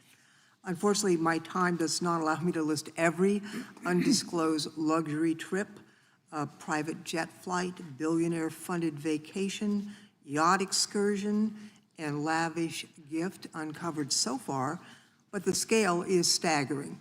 According to Fix the Court, Justice Clarence Thomas alone reportedly received more than 100 gifts worth over $2.4 million, while all of his fellow justices combined received gifts worth only $248,000 over the same period, a 20-year period. Here are just a few examples Justice Thomas reportedly accepted. Luxury vacations on a billionaire's super yacht in Indonesia that ProPublica estimated likely exceeded $500,000. More than 2 decades of repeated private jet flights on billionaire-owned aircraft, including trips on a Bombardier Global 5000 and even a private Boeing 737, with some individual flights estimated in the tens of thousands to over $100,000. At least 26 private jet flights and 8 helicopter trips identified by investigators. Annual stays at an exclusive private Adirondacks resort where nearby rooms can cost more than $2,000 a night. Luxury resort stays in Florida and Jamaica. VIP skybox access and luxury suite tickets to major sporting events, trips to Bohemian Grove, private school tuition payments for a child he was raising, and real estate transactions involving property tied to his family. According to Fix the Court, Justice Alito accepted approximately $170,000 in gifts over the same period, including private jet transportation to a luxury Alaska fishing lodge, expensive lodging and fishing accommodations tied to billionaire Paul Singer, and gifts that the Senate Judiciary Committee concluded should have been disclosed under federal law. Now, Americans watching at home understand that this is wrong. Billionaires should not be getting the kind of undisclosed access and luxury relationship with Supreme Court justices. So let me ask you this, Professor Bowie, yes or no? Do you believe these kinds of gifts and luxury travel arrangements undermine confidence in the court? Yes. Thank you. Mr. Chairman, I would ask a unanimous consent to put into the record a CNBC article on Justice Thomas's acceptance of gifts, a ProPublica article on the same, 2 ProPublica articles on the same topic, a Senate Judiciary Committee press release, and an additional article from ProPublica. Without objection, so ordered. And I would yield the balance of my time to the ranking member. Thank you kindly, Ms. Lofgren. Just picking up on that point, there's a $50 gift ban, a $50 gift ban that applies to all of us in Congress and to the executive branch as well. Would you agree that it would enhance the independence of the court from not just congressional presidential attacks, but special interest domination to apply a $50 gift ban to the Supreme Court justices? Professor Bowie, if you go first. Yes, and I'll just note that Congress has already passed laws that prohibit justices from taking bribes. Congress has also passed laws that require the justices to recuse from cases in which their impartiality may reasonably be questioned. Yes, Attorney General Cabosi, do you agree that a $50 gift ban should apply to all 3 branches, not just 2? I'm skeptical that such a ban is needed for the Supreme Court, but at the same time, I don't have a strong opposition to such a proposal. Okay, Mr. Ross. I would agree with Solicitor General. Okay, and Mr. Scher. Well, I think there's a fundamental difference between members of Congress and Supreme Court justices in this regard. I mean, when you're a member of Congress, just about every person in your district and elsewhere in the country is a potential supplicant for your services and your assistance. When you're in the Supreme Court, you're only dealing with a relatively limited number of cases with people who have direct interest in your work, and so it's certainly appropriate. And I know Justice Thomas, and he's scrupulous about avoiding accepting gifts from anybody who has business before the Supreme Court. Well, we need to have a hearing on that then. Sorry? We have a completely different point of view on that point. But don't you think just in terms of public perception, it would be much better not to believe that justices could be compromised by virtue of receiving gifts from people who appear before them? After all, they have no binding ethics code now. They're the only Supreme Court in America that don't have a binding ethics code. And so without a binding ethics code, we're leaving it up to them to decide. I don't think it would affect the reality of their independence. It might affect the public perception of their independence. It would take away a talking point. So you think it's okay for a billionaire to pay for Clarence Thomas's nephew's private school tuition? That's okay. If the billionaire doesn't have any business before Justice Thomas, there's nothing wrong with that. And if he does, you would agree that's wrong? If he does have business before the court, you would agree that's wrong? If he has concrete business before the court, then that would be a different matter. And I'm confident in that situation, Justice Thomas would recuse from cases that involved him. Okay. Yes. And what about a situation where somebody with potential business before the court? I'd ask unanimous consent that the gentlelady have an additional 30 seconds. Oh, yeah, just to complete this point. Yeah. Reclaiming my time, if I may say also that you can have a pecuniary interest before the court, but many of these billionaires have philosophical points of view that is before the court, and that's why they're paying off the justices. And I yield back to you. And just to complete that question, so if Justice Thomas or any justice were to get a free recreational vehicle from somebody who has an interest in the work of the court, do you think that that would be legitimate, or do you think that they should be held to the same standard we are, a $50 gift ban? Somebody can take you out for lunch. If they have a concrete business interest before the court, then yeah, it would be inappropriate for Justice Thomas to accept that kind of a gift and then sit on a case that involves What if they have a general person. business interest before? Sorry? What if they have a general business interest before the court? Well, I don't. See, we don't get into that in Congress. That is, we basically say we're going to cut it off at the pass. None of us are going to be compromised. But that's true. Okay, I apologize, but I'm going to close this off because Mr. Gooden's next. But I will say to the gentlelady and to the gentleman that although I can't support the full bill that was authored earlier this year on forcing a set, I would be happy to entertain discussion between our staff and individually the members on trying to harmonize some aspect of what is non-reimbursable between us. As you know, the Senate, you pay for a first-class seat if you want to fly on that aircraft. Well, the House has a prohibition. But I would be happy to work with the minority on trying to set a cap on how much could be received as a gift versus how much would have to be reimbursed. And I believe that that is certainly middle ground that we could look into doing this Congress. Yeah, but I would welcome that. Thank you, Mr. Okay, look forward to it. With that, we go to the gentleman from Texas for his time. Mr. Ross, you were speaking earlier, I believe, with the ranking member about the number of times that the number of Supreme Court justices has changed. When was the last time we changed the makeup of the Supreme Court? When was that? 1869. And I believe it was 1863 that the Emancipation Proclamation came out. So what I'm hearing is that Democrats want to go back to slavery era politics with respect to the Supreme Court makeup. One of the arguments is, well, it's been done several times. But you just said it's been done no time since 1869. So 6 years after the Emancipation Proclamation is when Congress stopped playing games with the makeup of the Supreme Court, and now Democrats are defending this idea. Fortunately, some well, some are not living, but some were not quite as outrageous. In 2019, Justice Ruth Bader Ginsburg stated, "I think it was a bad idea when President Franklin Roosevelt tried and failed to pack the court. And if anything, it would make the court look partisan." In 2021, Justice Stephen Breyer remarked during a Harvard Law School speech that packing the court would be a structural alteration that would result in eroding trust in the judiciary.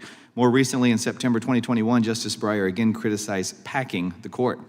President Joe Biden expressed skepticism about court packing proposals during his Senate tenure in 1983.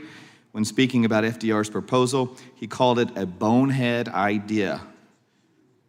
Former President Biden's own Presidential Commission on the Supreme Court expressed hesitation in 2021. The commissioners noted that court expansion is likely to undermine rather than enhance the Supreme Court's legitimacy and its role in the constitutional system. So I really appreciate my Republican colleagues for not pushing this slavery era idea that was last successful during the slavery days that I think we're trying to move past. And I yield the balance of my time to the ranking member, Mr. Jordan. Thank you. Mr. Capozzi, if you don't like what the court's doing and you'd like a change, how do you do it? Well, you can ask the Supreme Court to reconsider its decisions. That's something the Supreme Court has done from time to time. In a more broad way, how do you do it? Well, you could take your case to the public. You can build up a record of opposition. You can advocate for change. You know, the conservative legal movement did that after Roe v. Wade, for example. Yeah, you go make the argument and you win elections, right? You win the White House, you have a majority of the Senate. That's how the court's figured out, straight from the Constitution. But no, they don't want that. They don't want that because, oh, Republicans in the White House and he got to nominate people and you had Republicans in the Senate who controlled the Senate and they got to confirm them. That's how the process, well, we don't like that. So at one point they're saying, oh, we're not going to be, it's too political, but there's a political process to it as well. That's how it works. You got to go win elections. Do you believe leaking the Dobbs decision was designed to undermine and change the court's decision? Mr. Sheriff. It certainly appears to have been done with that intent. It was an attempt to try to get one or two of the justices who ended up in the majority on Dobbs to back away. Yeah. It didn't work. Thank goodness it didn't work. Thank heavens. I think it was an effort to intimidate the court. You think so, Mr. Ross? Professor Ross, do you think that was the case? I would agree with that. Yeah, and it was wrong. It was bad, right? We don't want that to happen again. Wish it never happened before. You agree, Mr. Capozzi? I was a clerk when the leak happened, so I'm not going to discuss details of the leak, but I will say that it was a cowardly act, and I hope it never happens again. Yeah. Do you agree with that, Mr. Bowie? I don't really have a strong opinion about the leak. I was not a clerk on the court at the time. Good thing or bad thing? I think that more publicity for what the court does would be good, but I think that sacrificing one's ethics is not good, no. Whoa. But Just yes or no. Is it a good thing to leak a decision before it's final, before the court's actually weighed in? Is that a good thing or bad thing? I don't think it's good for anyone to sacrifice their ethical responsibilities. Okay, by the way, why don't we know who leaked the Dobbs opinion? Mr. Capozzi, you were there. Why don't we know that? I'm going to respectfully decline to answer that question. Yeah, I'm not asking if you do know it. I'm just saying, well, why don't we know it? Seems like that's, Mr. Chair, why don't we know that? I believe there was an investigation done by the. No, I know by the there was an Chief investigation done by the Justice that court. was inconclusive. Yeah. Amazing, they couldn't figure out. Mr. Ross, any thoughts on that? I really don't know. Okay, all right, I yield back. Gentleman yields back. We now go to the gentlelady from Florida, Ms. Lee. Thank you, Mr. Chairman. As a former judge, I understand that the legitimacy of the judiciary does not depend on whether people agree with every decision. It depends on whether judges interpret and apply the law independently, without political intimidation, threats to their safety, or pressure to deliver preferred opinions. Today, we are seeing increasing efforts, we're hearing them today, to delegitimize the court through court packing proposals, spurious personal attacks on justices, and criticisms of judicial philosophies like originalism simply because some disagree with outcomes in particular cases. An independent judiciary cannot function if judges are treated like politicians whenever they issue an unpopular opinion, and baseless, unfounded allegations impugning the ethics of judges and justices, incoherent attacks on principled application of judicial philosophy, and failure to appreciate that a disciplined adherence to the laws and the Constitution as written is actually the hallmark of a good and successful judge. And on that note, Mr. Chair, I would like to discuss one thing that concerns me about modern discourse surrounding the judiciary is the growing expectation that judges should reach politically preferred outcomes rather than faithfully apply the law. And critics sometimes today portray originalism as if it is some sort of political project to achieve conservative outcomes. But at its core, isn't originalism actually about judicial restraint, requiring judges to interpret the Constitution as written as opposed to applying their personal preferences? Yes, and I was a law clerk to Justice Scalia, and I had several experiences with him where he felt like the Constitution or a given statute required a result that he didn't like as a policy matter. The very first opinion that I helped him write as a new justice was an opinion sustaining a Fourth Amendment objection to the admission of certain evidence in a trial. And he sided with the liberal justices on that issue because he felt that's what the Constitution required. The morning after that opinion came out, there was an editorial in the Wall Street Journal that said, "We wonder whether President Reagan has made a mistake in putting Justice Scalia on the court." And we saw that in several different areas. So to me, that's the hallmark of a good judge, is he or she is willing to follow the law as written, even if it leads to places that the judge disagrees with as a policy matter. That's judging, in my view. That is exactly right, and I can tell you I shared that very same experience on the bench, that at times, personally, as a jurist, you don't want the outcome that the law tells you you must reach. And that is actually something that, tell me about that distinction between being a judge and essentially policymaking, reaching that decision which maybe you as a person would like. Tell me why it's so important that our judges are able to make that distinction and apply the law as it is written. And is that part of our very system, as we would learn in 8th grade American history, of checks and balances? Yeah, I agree. That's an essential part of our system, and I go back to the Chief Justice's decision in the Obamacare case. That was, and he was excoriated for that decision by conservatives, but he believed and persuasively explained in his opinion that the individual mandate that was kind of at the heart of Obamacare could properly be considered as a tax. And for that reason, he decided, well, we then should defer to Congress's judgment, even though we hate the policy outcome. He decided we should defer to Congress's judgment about on this matter because what they did is within their authority. And to me, that is also the hallmark of a good judge, to be able to be willing to defer to this body, even when you disagree as a matter of policy, because... And one final question, because I think this is important as we sit and we listen to our justices and their ethics being impugned with baseless, spurious allegations.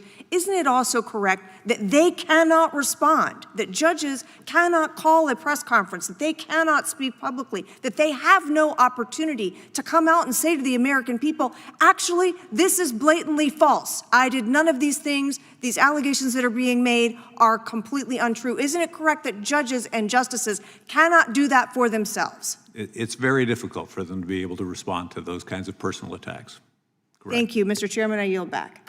Gentlelady yields back. I now ask unanimous consent to place in the records the ruling of Judge John Bates, a appointee of President George W. Bush, who ruled against George W. Bush in the Harriet Miers case, and the outcome of the ruling of Amy Berman Jackson, a Obama appointee who ruled against Obama in that case, without objection. So ordered. And Mr. Chair, can I have one too? Absolutely. It's tit for tat. What do you have? It's a unanimous consent, just answering the last point about how justices cannot speak out. This is an op-ed by Justice Samuel Alito in the Wall Street Journal. ProPublica misleads its readers, June 20th, 2023. Without objection, so ordered. And with that, we go to the gentleman from South Carolina, Mr. Fry. Thank you, Mr. Chairman. Justice Ruth Bader Ginsburg stated, I think it was a bad idea when President Franklin Roosevelt tried to pack the court, and that if anything would make the court look partisan, it would be that. Justice Breyer said that it would be a structural alteration and it would erode public trust if we packed the court. What goes around comes around, and if the Democrats can do it, the Republicans can do it. Even our former president, while he was in the Senate, Joe Biden, admonished FDR and said it was a boneheaded idea to consider packing the court. But we now find ourselves in this curious position where political thought leaders on the other side are actively engaged in this idea that packing the court would solve the nation's problems. I think we've heard from James Carville, like, if we win, don't talk about it, we're just gonna go pack the court. Kamala Harris, in her intellectual stamina, said the same thing a couple weeks ago. I think that is a dangerous move. What is the most, Mr. Ross, what is the most accurate historical lesson of FDR's 1937 court packing plan? What do you think that would be? I think the bipartisan opposition is perhaps the most important lesson. As has been pointed out earlier, Roosevelt had recently been elected with an enormous landslide. He carried 46 out of the then 48 states.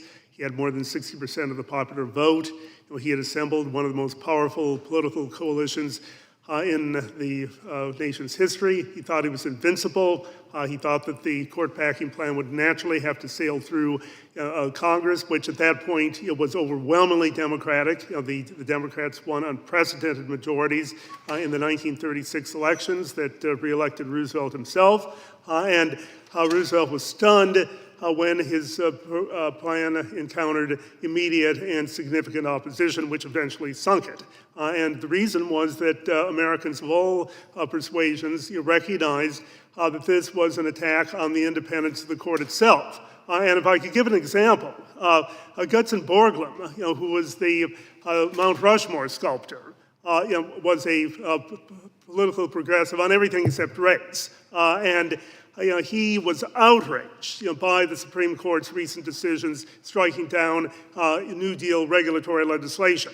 But he wrote a letter to Senator Norris of Nebraska urging him to vote against the court packing plan because he said it would interfere with the independence of the court. And he was at that time engaged in sculpting the faces on Mount Rushmore. And he said that if the court packing plan passed, he'd throw down his chisel and wouldn't go back to Mount Rushmore to finish carving those faces because he thought that the packing of the court would make a mockery of what those 4 presidents stood for. So again, this was across the board, and I think that's the most Let's play an important exercise. If FDR had been successful in altering the structure of the Supreme Court, what do you think the ramifications would have been at the time and then moving forward? Well, the immediate ramifications wouldn't have been all that great because although Roosevelt lost the battle, he won the war because of deaths and resignations of justices during the next few years. So within a few years, Roosevelt had a court that was overwhelmingly supportive of his pro-regulatory legislation. I think, though, if the packing itself had occurred, it wouldn't have changed the outcome of the cases that much because the court shifted its positions fairly rapidly anyway.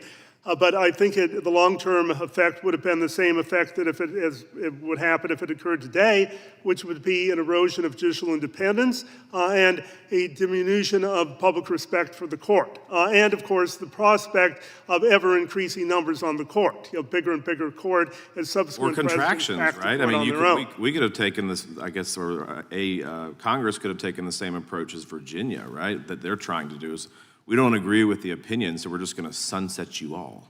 Yeah. Right? Right. Do you think, Mr. Scher, that expanding the number of justices would heal some sort of partisan divide in this country? Not at all. We'll expand on that for a minute. How would that not fix what I'm hearing on the left right now, which is that there's an illegitimate court and it's dangerous and what they're doing is undemocratic, so we can fix it by adding 4 new justices? How would that not heal the partisan divide? Well, I think actually it would undermine what really needs to be done to heal those divides, and that is because it distracts from the more important projects, as we discussed earlier, of building the political coalitions that allow you to achieve your legislative objectives. We've talked earlier about the Voting Rights Act, for example, and people are complaining about how the Supreme Court, quote, gutted the Voting Rights Act. Well, they didn't do that at all. This body could amend the Voting Rights Act, and if this body wants to impose majority-minority districts on the country or various places in the country, that's something that this body can do, and my guess is that the Supreme Court would probably sustain that. For just about every one of the problems that we've discussed, there's a legislative solution that requires persuading voters and then winning elections, and then doing it. Yeah. Thank you, Mr. Chairman. I see my time has expired. I yield back, sir. Good use of your time, though. We now go to the gentleman from Washington for his time. Thank you, Mr. Chair, and thank you, gentlemen, for coming for this important hearing. I'm going to ask for some concise answers to these questions of a number of things I'd like to cover. Can a court be unpacked? Could the legislature vote to remove members of the Supreme Court? We'll go down the line. If they can add, can they subtract? They have subtracted once before. I am not sure it would be constitutional to subtract in a way that would require sitting justices to resign. So, but you think yes with some caveats. Correct. Mr. Ross? Yeah, I agree. I don't think that sitting justices could be removed, but clearly the Constitution permits the size of the court to be reduced. There should be one Supreme Court, and it says there's a Chief Justice. So theoretically, I guess you could have 2 or 3 associate justices. So I don't think there's any constitutional obstacle as long as it's prospective rather than retrospective. You could phase a seat out. You just couldn't force a sitting justice off the bench. Okay. Well, that's right. Congress can change the number of justices. The justices sit for good behavior. What good behavior means is also the subject of federal law. And so if justices are doing things that Congress regards as unethical or corrupt or undemocratic, then Congress that's a can yes. do something about it. Okay. As way of background, when I was in our state Senate in Washington State, our state had originally started with 5 Supreme Court justices. The court had been packed up to 9 for political reasons. People wanted different cases. We have elected Supreme Court justices. They are politicians just as I am and this body is. And what our teachers union discovered is that they could put significant financial resources into judicial elections and then get some rulings on mandatory spending on education. When that was going on in our state legislature, I thought the Supreme Court was over its skis, and so I sponsored a piece of legislation to actually shrink it back from 9 to 7. I had the Supreme Court justices drawing straws at high noon on January 1st, which is a legal remedy in our state, but it was undetermined. So actually my bill is studied in law schools in Washington State. Fortunately, we didn't get the opportunity. Broader point I just want to make on this is packing the court and its and really its evil twin of adding states for political purposes are probably the most dangerous and destabilizing things that this body could consider for the future of the republic. It really will be a recipe for potential civil war in this country. By background, I spent some time doing counterinsurgency during the Iraq surge and used to teach counterinsurgency to the U.S. military. And you think about our own nation, why did we rebel? Why did people not feel they had a voice in the legitimate political process? And we actually look at the foundation of American, what we teach in counterinsurgency, population-centric counterinsurgency. It's based on two principles, that people feel they have an effective government and that they have a legitimate government. You know, and what court packing will do is take a game of chutes and ladders in politics where you win elections, you lose elections, but it's a game that everybody understands, and it will turn it midstream for political purposes into battleship. And that is something I do not think in this highly polarized political environment that the American people will countenance. And so it is extremely risky to talk about packing the court, adding the states because you want political outcomes. And each and every time somebody is disgruntled with the political process and talks about it in a way that delegitimizes the Supreme Court, who are not elected, it's not like at the state level, it really is a dangerous thing for the future of the Republic. I just wanted to make that statement. I only have about a minute left. I'm going to yield to the good gentleman from Kansas, if he'd like my time. Thank you to my friend from Washington. And I would just say, you know, the baseball metaphor, calling balls and strikes, as Justice Roberts famously said in his confirmation hearing, nobody here has actually talked about what this hearing, I believe, is supposed to be about, other than our witnesses. Nobody has defended the idea that we ought to expand the number of justices on the Supreme Court. We've had an airing of the grievances, just as you have people complaining about the umpire all the time, but nobody is defending the idea that I've heard that the remedy to the grievances is you have a 3-judge panel, metaphorically, of umpires behind home plate because more gets you a better outcome. There's been plenty of complaining from one party right now, including the minority leader of this House, sitting members of this House, the last presidential nominee of the other party, suggesting that court packing by expanding ought to be a remedy to be considered. That has never been a good idea. And I would simply ask our panelists, in whatever time the chairman allows them to respond, what is wrong with allowing the people of this country through the constitutional amendment process to decide whether that specific remedy ought to be allowed or taken off the table? What is wrong with that? Briefly, any responses? I don't think anything is wrong with that. That seems like a good idea to me. I don't think that the constitutional amendment process is necessarily the best way to handle this issue. I would support an amendment to fix the number of seats on the Supreme Court at 9.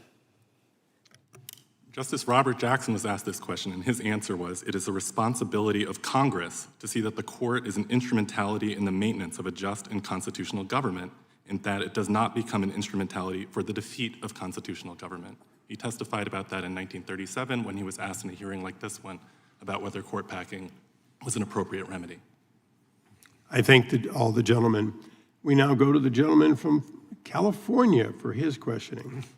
Thank you, Mr. Chair. So court packing is of course, a really bad idea, mainly because it seeks to change our institutions for the purpose of short-term political gain.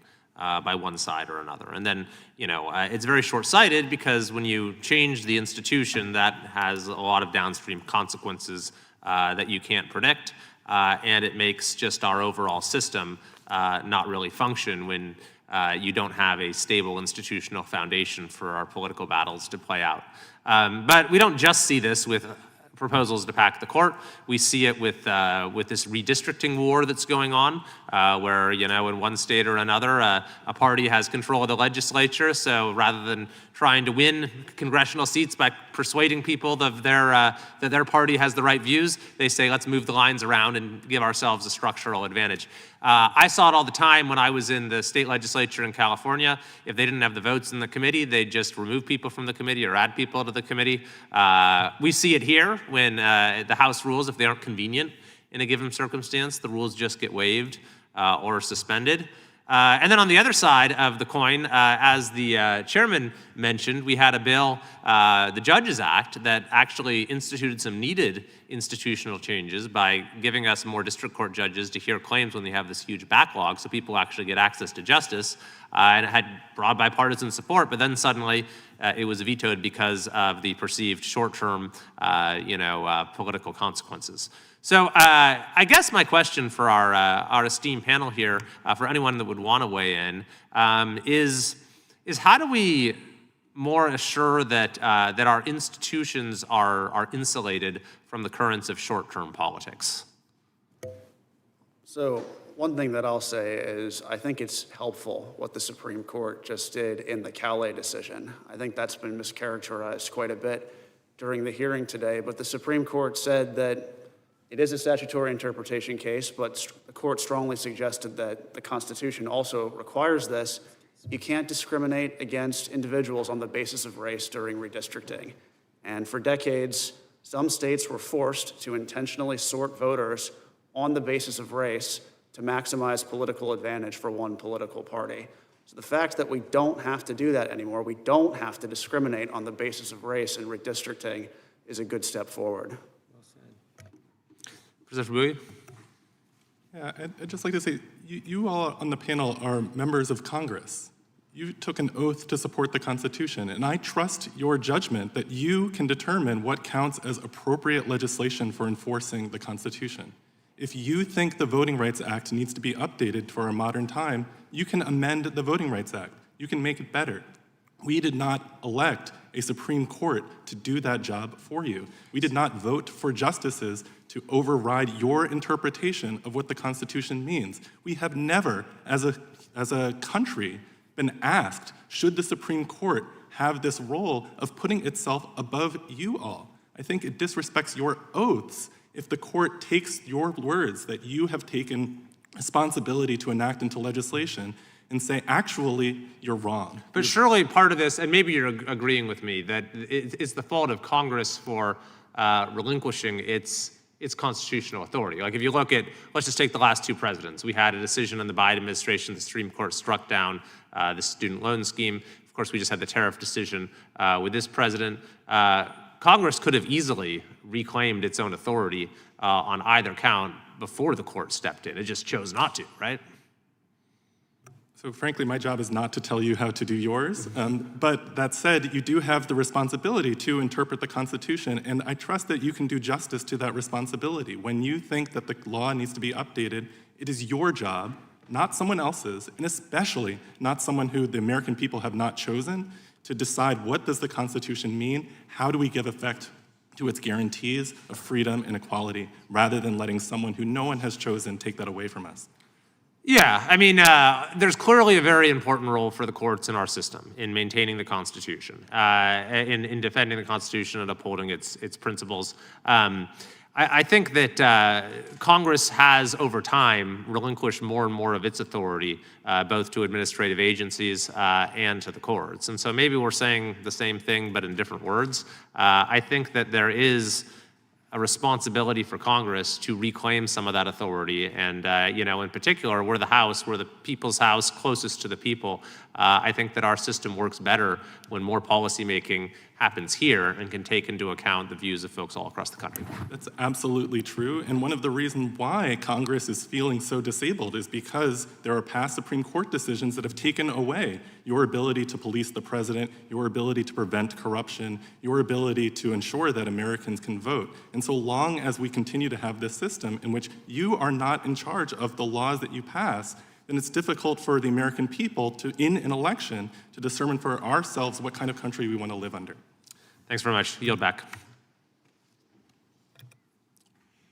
Professor Ross, I recognize myself now. Professor Ross, Congress does have, did I miss someone? Oh, you're good, okay. Appropriately, I go last because I have the least to say, but I learn the most from these. Professor Ross, briefly, isn't one of Congress's authorities the right to limit what can be considered by the court? Isn't that already a power that we can use if we want essentially decisions of the Congress to stand? Yes, and so in many statutory interpretation cases, the Supreme Court has invited, indeed almost begged, Congress to offer a contrary interpretation. So, the court can often only guess at what Congress intends, and so it doesn't say that it's having the last word. It's in statutory interpretation cases, it's saying that this is the way we interpret the Constitution, and if Congress disagrees, Congress is perfectly free, to enact a statute that reaches a different conclusion.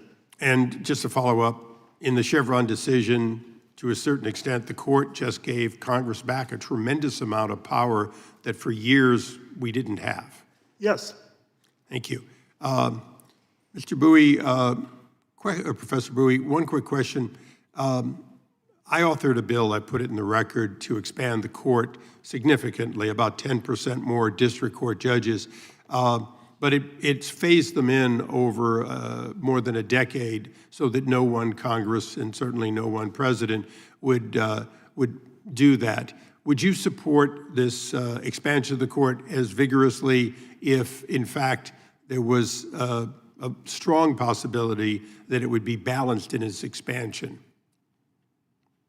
So I'm sorry I haven't read this bill, but I will agree with the principle behind it that yes, to make the court less partisan would be a great thing to have your decisions take effect. Okay, so just for argument's sake, since none of these court packing bills originating from the House did that, they all gave immediately and gave it during a time in which the president of their party was in power.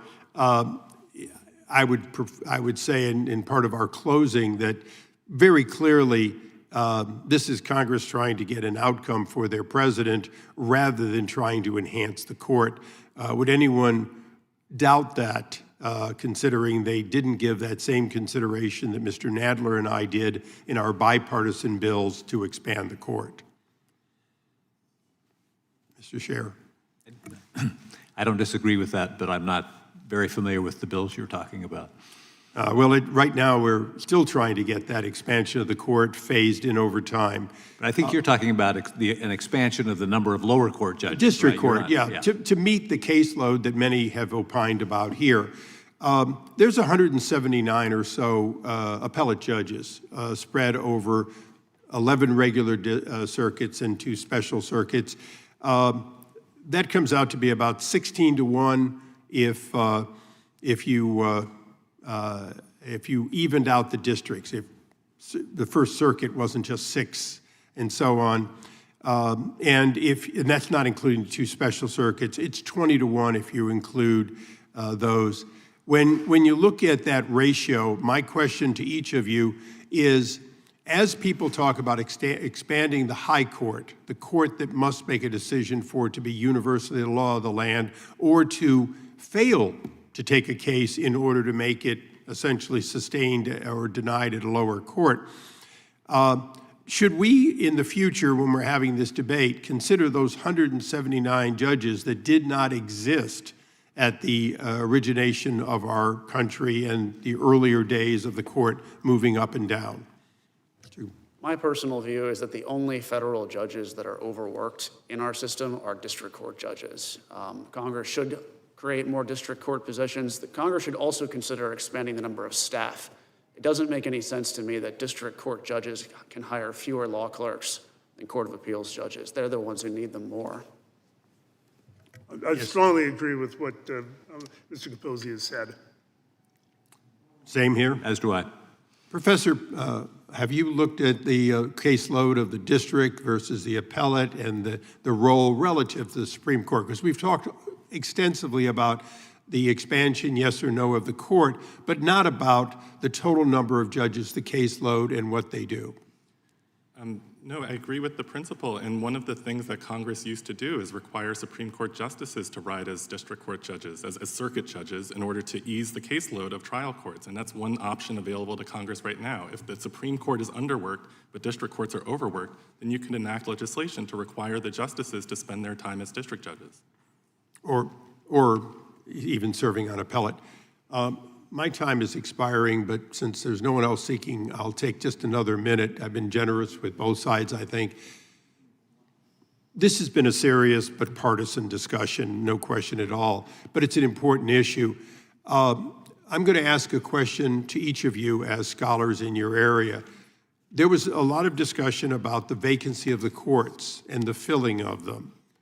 Should we, in fact, have a system that allows for there never to be a vacancy in the court, meaning we certainly could create a high court, but we could have a process where an appellate court, through some process, became the designate to fill a temporary or permanent vacancy, or even an alternate to the court that would step in when there was a vacancy.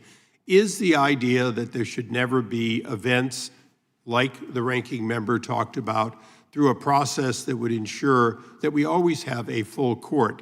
And Professor Bowie, I would opine to you that that would potentially even include the idea that that alternate would serve whenever a justice has to recuse themselves.